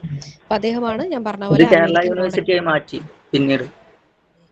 അമേരിക്കൻ മോഡൽ എന്ന് പറഞ്ഞിട്ടുള്ള ഒരു സംഭവം വരുന്നതും സർ സി പി രാമസ്വാമി അയ്യരുടെ എതിരെ പ്രക്ഷോഭങ്ങൾ നടക്കുകയും ഒക്കെ ചെയ്യുന്നത്. ഇപ്പോൾ പുന്നപ്ര വയലാർ റിവോൾട്ട് എന്ന് പറയുന്നത് 1946 നടക്കുന്നത്. എതിരെയായിരുന്നു? ഇദ്ദേഹം കൊണ്ടുവന്നിട്ടുള്ള ആ ഒരു അമേരിക്കൻ മോഡൽ വേണമെന്ന് പറയുന്ന ആ ഒരു രീതിക്ക് എതിരെയായിരുന്നു എന്ത് ചെയ്യുന്നത്? ഈ പറയുന്ന പുന്നപ്ര വയലാർ റിവോൾട്ട് 1946 നടക്കുന്നത്. ഓക്കെ. ഇതുകൂടാതെ Pallivasal hydro electric power project കേരളത്തിൽ സ്ഥാപിക്കപ്പെടാനായിട്ട് മുൻകൈ എടുത്തിട്ടുള്ളതും അതിനുവേണ്ടി പ്രവർത്തിച്ചിട്ടുള്ളതും ഒക്കെ സി പി രാമസ്വാമി അയ്യരാണ്. അത്രയും കാര്യങ്ങളാണ് അദ്ദേഹവുമായിട്ട് ബന്ധപ്പെട്ട് നമുക്ക് നോക്കാനുള്ളത്. ഇനി അടുത്തായിട്ട് identify the correct statement or statements about Malabar district political conference. Malabar district political കോൺഫറൻസുമായിട്ട് ബന്ധപ്പെട്ടുകൊണ്ട് എന്താണ് കറക്റ്റ് ആയിട്ടുള്ള സ്റ്റേറ്റ്മെന്റുകൾ ഏതൊക്കെയാണ് എന്നാണ് ചോദിച്ചിരിക്കുന്നത്. സമ്മേളനങ്ങളുമായിട്ട് ബന്ധപ്പെട്ടുള്ള കാര്യങ്ങളാണ്. അപ്പൊ ആദ്യമായിട്ട് first Malabar district conference was held in Palakkad. പാലക്കാടാണ് ആദ്യത്തെ ഡിസ്ട്രിക്ട് മലബാർ കോൺഫറൻസ് ഹെൽഡ് ചെയ്തിരിക്കുന്നത് എന്നാണ് പറയുന്നത്. ഇനി തേർഡ് ഡിസ്ട്രിക്ട് പൊളിറ്റിക്കൽ കോൺഫറൻസ് എന്ന് പറയുന്നത് 1918 നടന്നതെന്ന് പറഞ്ഞിട്ടുണ്ട്. ഡിസ്ട്രിക്ട് പൊളിറ്റിക്കൽ കോൺഫറൻസ് എന്ന് പറയുന്നത് 1920 മഞ്ചേരിയിലാണ് നടന്നിട്ടുള്ളത്. ഇത്രയുമാണ് നമുക്ക് തന്നിട്ടുള്ള ഓപ്ഷൻ എന്ന് പറയുന്നത്. ഇതിൽ 3 കാര്യങ്ങളും ശരിയായിട്ടുള്ള കാര്യമാണ്. 1916 ആദ്യമായിട്ടുള്ള ഒരു സമ്മേളനം നടക്കുന്നത്. അത് ആനി ബസന്റ് ആയിരുന്നു അതിന്റെ അധ്യക്ഷത വഹിച്ചിട്ടുള്ളത്. പാലക്കാട് തന്നെയാണ് അത് നടക്കുന്നത്. ഇനി ഇത് കൂടാതെ 3ാമത്തെ കോൺഫറൻസ് ആണ് 1918 തെല്ലിശ്ശേരിയിലാണ് അത് നടക്കുന്നത്. ഓക്കെ, 3ാമത്തെ കോൺഫറൻസ് 1918 എന്താണ്? തെല്ലിശ്ശേരി എന്ന് പറയുന്ന സ്ഥലത്താണ് അത് നടക്കുന്നത്. അപ്പോൾ 3ാമത്തെ 1918 എന്നുള്ള വർഷവും കറക്റ്റ് ആയിട്ടുള്ള കാര്യമാണ്. 1920 കോൺഫറൻസ് എന്ന് പറയുന്നത് മഞ്ചേരിയിലാണ് നടക്കുന്നത്. ആ ഒരു കോൺഫറൻസിന്റെ പ്രത്യേകത എന്താണ് എന്ന് വെച്ച് കഴിഞ്ഞാൽ അവിടെയാണ് നോൺ കോപ്പറേഷൻ മൂവ്മെന്റ് അല്ലെങ്കിൽ നിസ്സഹകരണ പ്രസ്ഥാനം അവതരിപ്പിക്കുന്നത് അവിടെയാണ്. 1920 നിസ്സഹകരണ പ്രസ്ഥാനം ആരംഭിക്കുന്നത്, ഗാന്ധിജി ആരംഭിക്കുന്നത് നമുക്കറിയാം അല്ലെ. അപ്പൊ 1920 മഞ്ചേരിയിലെ സമ്മേളനത്തിൽ വെച്ചിട്ടാണ് ഈ ഒരു നിസ്സഹകരണ പ്രസ്ഥാനം എന്ന് പറയുന്ന സംഭവം എന്താ പറയാ എതിരില്ലാതെ അവിടെ പറയുകയും എതിരില്ലാതെ അതിനെ പാസ്സാക്കപ്പെടുകയും ചെയ്യുന്നത് മഞ്ചേരി സമ്മേളനത്തിലാണ്. മഞ്ചേരി കോൺഫറൻസിനകത്ത് എന്താണ് സംഭവിക്കുന്നത്? ഈ പറയുന്ന ഖിലാഫത്ത് ഇഷ്യൂവുമായിട്ട് ബന്ധപ്പെട്ടുണ്ട്. 1920 സമയത്ത് ഖിലാഫത്ത് പ്രസ്ഥാനവും കേരളത്തിലും ഇന്ത്യയിലും ഒക്കെ തന്നെയും ശക്തി പ്രാപിച്ചു നിൽക്കുന്ന ഒരു സമയമാണ് അല്ലെ. അപ്പൊ ഖിലാഫത്തുമായിട്ട് ബന്ധപ്പെട്ടുകൊണ്ട് മോഡറേറ്റുകളും അതേപോലെ തന്നെ എക്സ്ട്രീമിസ്റ്റുകളും രണ്ട് തരത്തിലുള്ള വാദമുഖങ്ങൾ വരികയും ഒരു ചെറിയ സ്പ്ലിറ്റും അതേപോലെ കാര്യങ്ങളൊക്കെ അന്ന് ഈ ഒരു കോൺഫറൻസുമായിട്ട് ബന്ധപ്പെട്ടുകൊണ്ട് നടന്നത് മഞ്ചേരി കോൺഫറൻസിലാണ്, 1920. ഇനി K P Kesava Menon was the key leader who organised these conference to strengthen the Congress in Malabar. മലബാറിലെ കോൺഗ്രസിന്റെ ആ ഒരു ശക്തി വർദ്ധിപ്പിക്കാൻ വേണ്ടിയിട്ട് കെ പി കേശവ മേനോനാണ് പ്രധാനമായിട്ടും ഈ ഒരു സമ്മേളനങ്ങളൊക്കെ തന്നെയും സംഘടിപ്പിക്കാനുള്ള മുൻകൈ എടുത്തിട്ടുള്ള വ്യക്തി എന്ന് പറയുന്നത്. These conferences laid the political ground work for the 1921 Malabar rebellion. 1921 നടന്നിട്ടുള്ള മലബാർ റിബല്യന്റെ ഒരു പ്രധാനപ്പെട്ട ഒരു ഗ്രൗണ്ട് സെറ്റ് ചെയ്യുന്നത്, അതിന് വേണ്ടിയിട്ട് ആളുകൾ ഓർഗനൈസ് ചെയ്യാനുള്ള ഒരു കാരണമായതും ഒക്കെ തന്നെയും ഈ സമ്മേളനങ്ങളാണ് എന്നുള്ളൊരു കാര്യം കൂടെ അവിടെ നോട്ട് ചെയ്ത് വെച്ചേക്കാം. അടുത്തത് arrange the following incidence in ascending chronological order. അതായത് വർഷം വെച്ചിട്ടുള്ള ആ ഒരു ഓർഡറിൽ ഇതിനെ എന്താ പറയുക അറേഞ്ച് ചെയ്യുക എന്നുള്ളതാണ് പറഞ്ഞേക്കുന്നത്. ഇവിടെ ടെമ്പിൾ എൻട്രി പ്രൊക്ലമേഷൻ ഉണ്ട്, വൈക്കം സത്യാഗ്രഹം ഉണ്ട്, പാലിയം സത്യാഗ്രഹമുണ്ട്. ഇത് വളരെ എളുപ്പമായിട്ടുള്ളൊരു ചോദ്യമാണെന്ന് തോന്നുന്നു. വൈക്കം സത്യാഗ്രഹം 1924 നമുക്കറിയാം. ടെമ്പിൾ എൻട്രി പ്രൊക്ലമേഷൻ നമ്മൾ ഓൾറെഡി പറഞ്ഞു 1936. പാലിയം സത്യാഗ്രഹം നമ്മൾ ആദ്യം പറഞ്ഞല്ലോ, സ്വാതന്ത്ര്യത്തിന്റെ ആ ഒരു സമയം 47 എന്ന് പറഞ്ഞു. അപ്പൊ അതാണ് മൂന്നാമതായിട്ടും വരുന്നത്. വൈക്കം സത്യാഗ്രഹം എന്ന് പറയുന്നത് 1924 തുടങ്ങുകയും 1925 അവസാനിക്കുകയും ചെയ്തിട്ടുള്ള ഒരു സമരമാണ്. വൈക്കം ക്ഷേത്രത്തിന്റെ മുൻപിലൂടെയുള്ള നടപ്പാതയിലൂടെയുള്ള സഞ്ചാര സ്വാതന്ത്ര്യത്തിന് വേണ്ടി. 1936 ചിത്തിര തിരുനാൾ ബാലരാമവർമ്മ എന്ത് ചെയ്യുന്നത്? ക്ഷേത്രപ്രവേശന വിളംബരത്തിന് വേണ്ടിയിട്ട് വിളംബരം പ്രഖ്യാപിച്ചിട്ടുള്ള വ്യക്തി എന്ന് പറയുന്നത്. പിന്നെ പാലിയം സത്യാഗ്രഹം 1947-48 സമയത്താണ് ഇത് നടന്നിട്ടുള്ളത്. അപ്പോൾ സി അച്യുതമേനോൻ, അതും കൂടാതെ കൊച്ചി രാജ്യത്തുള്ള ഒരുപാട് സാമൂഹിക പരിഷ്കർത്താക്കളും നേതാക്കളും ഒക്കെ പാലിയം സത്യാഗ്രഹവുമായിട്ട് ബന്ധപ്പെട്ടിട്ടും പ്രവർത്തിച്ചിട്ടുണ്ട്. അതും സഞ്ചാര സ്വാതന്ത്ര്യത്തിന് വേണ്ടിയിട്ടുള്ള ഒരു സമരം തന്നെയാണ് പാലിയം സത്യാഗ്രഹം. ഇനി വൈക്കം സത്യാഗ്രഹം 604 ദിവസമാണ് നിലനിന്നിട്ടുള്ളത്. സത്യാഗ്രഹ സമരമായിരുന്നു. 604 ദിവസമാണ് ഇത് നടന്നിട്ടുള്ളത്. പിന്നെ ക്ഷേത്രപ്രവേശന വിളംബരത്തെ കുറിച്ച് പറയുകയാണെങ്കിൽ ആധുനിക ലോകത്തെ ഒരു മഹാത്ഭുതം എന്ന് ഗാന്ധിജി വിശേഷിപ്പിച്ചിട്ടുള്ള സംഭവം ക്ഷേത്രപ്രവേശന വിളംബരമായിരുന്നു. അതെന്തുകൊണ്ടാണെന്ന് വെച്ച് കഴിഞ്ഞാൽ യാതൊരു രക്തച്ചൊരിച്ചിലൊന്നും കൂടാതെ ഈ ഒരു വലിയ കാര്യം നേടിയെടുത്തു എന്നുള്ളതായിരുന്നു അദ്ദേഹം അതിനെ അങ്ങനെ വിശേഷിപ്പിക്കാനുള്ള കാരണം എന്ന് പറയുന്നു. പിന്നെന്താണ് പാലിയം സത്യാഗ്രഹം എന്ന് പറയുന്നത്? എന്താണ്? കൊച്ചി രാജ്യത്ത് നടന്നിട്ടുള്ള ഒരു സംഭവമാണ്. Ended with the Cochin temple entry proclamation in 1948. 1948 കൊച്ചിയിൽ ക്ഷേത്രപ്രവേശന വിളംബരം പ്രഖ്യാപിക്കപ്പെടുന്നത്. അതുമായിട്ട് ബന്ധപ്പെട്ടുകൊണ്ട് എന്താണ് പാലിയം സത്യാഗ്രഹം അവസാനിക്കുകയുമാണ് ചെയ്യുന്നത്. അടുത്തൊരു ചോദ്യം എന്ന് പറയുന്നത് റോൾ ഓഫ് പ്രസ്സുമായിട്ട് ബന്ധപ്പെട്ട് വരുന്ന ഒരു ചോദ്യമാണ്. മാച്ച് ദ ഫോളോയിങ് ചോദ്യം തന്നെയാണ്. സ്വരാറ്റ്, കേരള പത്രിക, ദേശാഭിമാനി, കേരള കൗമുദി എന്നീ പത്രങ്ങളും T K Madhavan, A K Pillai, C Kunhirama Menon എന്നിവരുമാണ് നമുക്ക് തന്നിട്ടുള്ളത്. അപ്പൊ ഇതിന്റെ ഉത്തരം എന്ന് പറയുന്നത് ഓപ്ഷൻ ബി ആണ് നമുക്ക് വരുന്നത്. അപ്പൊ ഇവിടെ സ്വരാട്ട് എന്ന് പറയുന്നതുമായിട്ട് ബന്ധപ്പെട്ട്, സ്വരാട് പത്രവുമായിട്ട് ബന്ധപ്പെട്ടുകൊണ്ട് അതുമായിട്ട് സ്വരാട്ട് എന്നും പറയാറുണ്ട്. സ്വരാജ് പത്രവുമായിട്ട് ബന്ധപ്പെട്ടുകൊണ്ട് വരുന്നത് സി വി കുഞ്ഞിരാമനാണ്. ഇത് കൂടാതെ രണ്ടാമതായിട്ട് കേരള പത്രികയുമായിട്ട് ബന്ധപ്പെട്ട് വരുന്നത് സി കുഞ്ഞിരാമ മേനോനാണ്. മൂന്നാമതായിട്ട് ദേശാഭിമാനി എന്ന് പറയുമ്പോൾ ഇപ്പൊ നിലവിലുള്ള ദേശാഭിമാനി അല്ല, ആദ്യ കാലഘട്ടത്തിലെ ദേശാഭിമാനിയാണ്. അത് ടി കെ മാധവന്റെ ദേശാഭിമാനിയാണ്. നാലാമതായിട്ട് കേരള കൗമുദിയാണ്. കേരള കൗമുദി സി വി കുഞ്ഞിരാമനുമായിട്ട് ബന്ധപ്പെട്ട് വരുന്നതാണ്. ഇതുമായിട്ട് ബന്ധപ്പെട്ട് വരുമ്പോഴത്തേക്കിനും ടി കെ മാധവനായിരുന്നു സ്വരാട്ടിന്റെ ഒരു പ്രധാനപ്പെട്ട എഡിറ്റർ എന്ന് പറയുന്നത്. ടി കെ മാധവൻ സ്വരാട്ട് പത്രത്തിന്റെ ഒരു പ്രധാനപ്പെട്ട ഒരു എഡിറ്റർ ആയിരുന്നു. വൈക്കം സത്യാഗ്രഹത്തിന്റെ ഒരു പ്രധാനപ്പെട്ട നേതാവ് കൂടിയായിരുന്നു. ഇനി കേരള പത്രിക നമ്മൾ പറഞ്ഞു, ചെങ്കുളത്ത് കുഞ്ഞിരാമ മേനോനായിരുന്നു കേരള പത്രികയുമായിട്ട് ബന്ധപ്പെട്ട് പ്രവർത്തിച്ചിട്ടുള്ള വ്യക്തി. മലയാളം ജേർണലിസത്തിന്റെ, കേരളത്തിലെ ജേർണലിസത്തിന്റെ പിതാവ് എന്നറിയപ്പെടുന്ന വ്യക്തിയാണ് ചെങ്കുളത്ത് കുഞ്ഞിരാമ മേനോൻ, സി കുഞ്ഞിരാമ മേനോൻ എന്ന് പറയുന്നത്. ഇനി ദേശാഭിമാനി എന്ന് പറയുന്നത് ഇന്ന് നിലനിൽക്കുന്ന ദേശാഭിമാനി അല്ല, പകരം എന്താണ്, ആദ്യകാലത്തെ TK മാധവന്റെ ദേശാഭിമാനിയാണ് നമുക്കിവിടെ തന്നിട്ടുള്ളത്. ഇനി കേരള കൗമുദി എന്ന് പറയുന്നത് സി കുഞ്ഞിരാമൻ 1911 CV കുഞ്ഞിരാമൻ സ്ഥാപിക്കുന്നതാണ് കേരള കൗമുദി. ചെങ്കുളത്ത് കുഞ്ഞിരാമ മേനോൻ എന്ന് പറയുന്നത് കേരള പത്രിക 1884 കോഴിക്കോടാണ് സ്ഥാപിക്കുന്നത്. ഇനി സ്വദേശാഭിമാനി രാമകൃഷ്ണ പിള്ള എന്ന് പറയുന്നത് സ്വദേശാഭിമാനി പത്രത്തിന്റെ പ്രധാനപ്പെട്ട ഒരു എഡിറ്റർ ആയിരുന്നു. പത്രവുമായിട്ട് ബന്ധപ്പെട്ട് നമുക്ക് പഠിക്കാനുള്ള ഒരു പ്രധാനപ്പെട്ട പോയിന്റ്, ഒരു പ്രധാനപ്പെട്ട വ്യക്തിയാണ് അദ്ദേഹം. വക്കം മൗലവിയുടേതായിരുന്നു സ്വദേശാഭിമാനി എന്ന് പറയുന്ന പത്രം.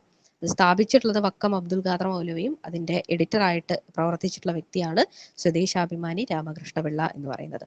പിന്നീട് മിതവാദി ശ്രീകൃഷ്ണൻ, മിതവാദി കൃഷ്ണനുമായിട്ട് ബന്ധപ്പെട്ടുകൊണ്ട് വരുമ്പോഴത്തേക്കിനും മിതവാദി പത്രമാണ്. C Krishnan was another prominent journalist use his paper to advocate his right to Thiyya community. Thiyya കമ്മ്യൂണിറ്റിയുടെ ഉന്നമനത്തിന് വേണ്ടിയിട്ട് മിതവാദി എന്ന് പറയുന്ന പത്രത്തിൽ ഒരുപാട് ലേഖനങ്ങൾ എഴുതുകയും പ്രതികരിക്കുകയും ഒക്കെ ചെയ്തിട്ടുള്ള ഒരു പ്രധാനപ്പെട്ട നേതാവാണ് സി കൃഷ്ണൻ എന്ന് പറയുന്നത്. ഇത്രയുമാണ് പത്രങ്ങളുമായിട്ട് ബന്ധപ്പെട്ട് ഈ ചോദ്യവുമായിട്ട് കുറച്ച് റിലേറ്റഡ് ഫാക്ട് എന്ന് പറയുന്നത്. അപ്പൊ ഈ ഒരു ക്ലാസ്സിനകത്ത് നമ്മൾ 20 ചോദ്യങ്ങളും അതുമായിട്ട് ബന്ധപ്പെട്ട് വരുന്ന കുറേയധികം കാര്യങ്ങളും നമ്മൾ ഡിസ്കസ് ചെയ്തു. വലിയൊരു ക്ലാസ് തന്നെയായിരുന്നു, 1.5 മണിക്കൂറോളം വന്നിട്ടുള്ള ഒരു ക്ലാസ് ആണ്. അപ്പോൾ ഈ ക്ലാസ്സിനകത്ത് പറഞ്ഞിട്ടുള്ള റിലേറ്റഡ് ഫാക്റ്റ് ആണെങ്കിലും ഉത്തരങ്ങളാണെങ്കിലും ഒക്കെ ഇനി വരുന്ന പരീക്ഷയ്ക്കാണെങ്കിലും നിങ്ങൾക്ക് യൂസ്ഫുൾ ആകുമെന്ന് തന്നെ ഞാൻ വിചാരിക്കുന്നു. ഓക്കെ, അപ്പോൾ നമുക്ക് മറ്റൊരു ക്ലാസ്സിൽ നമുക്ക് വീണ്ടും കണ്ടുമുട്ടാം. Okay, thank you.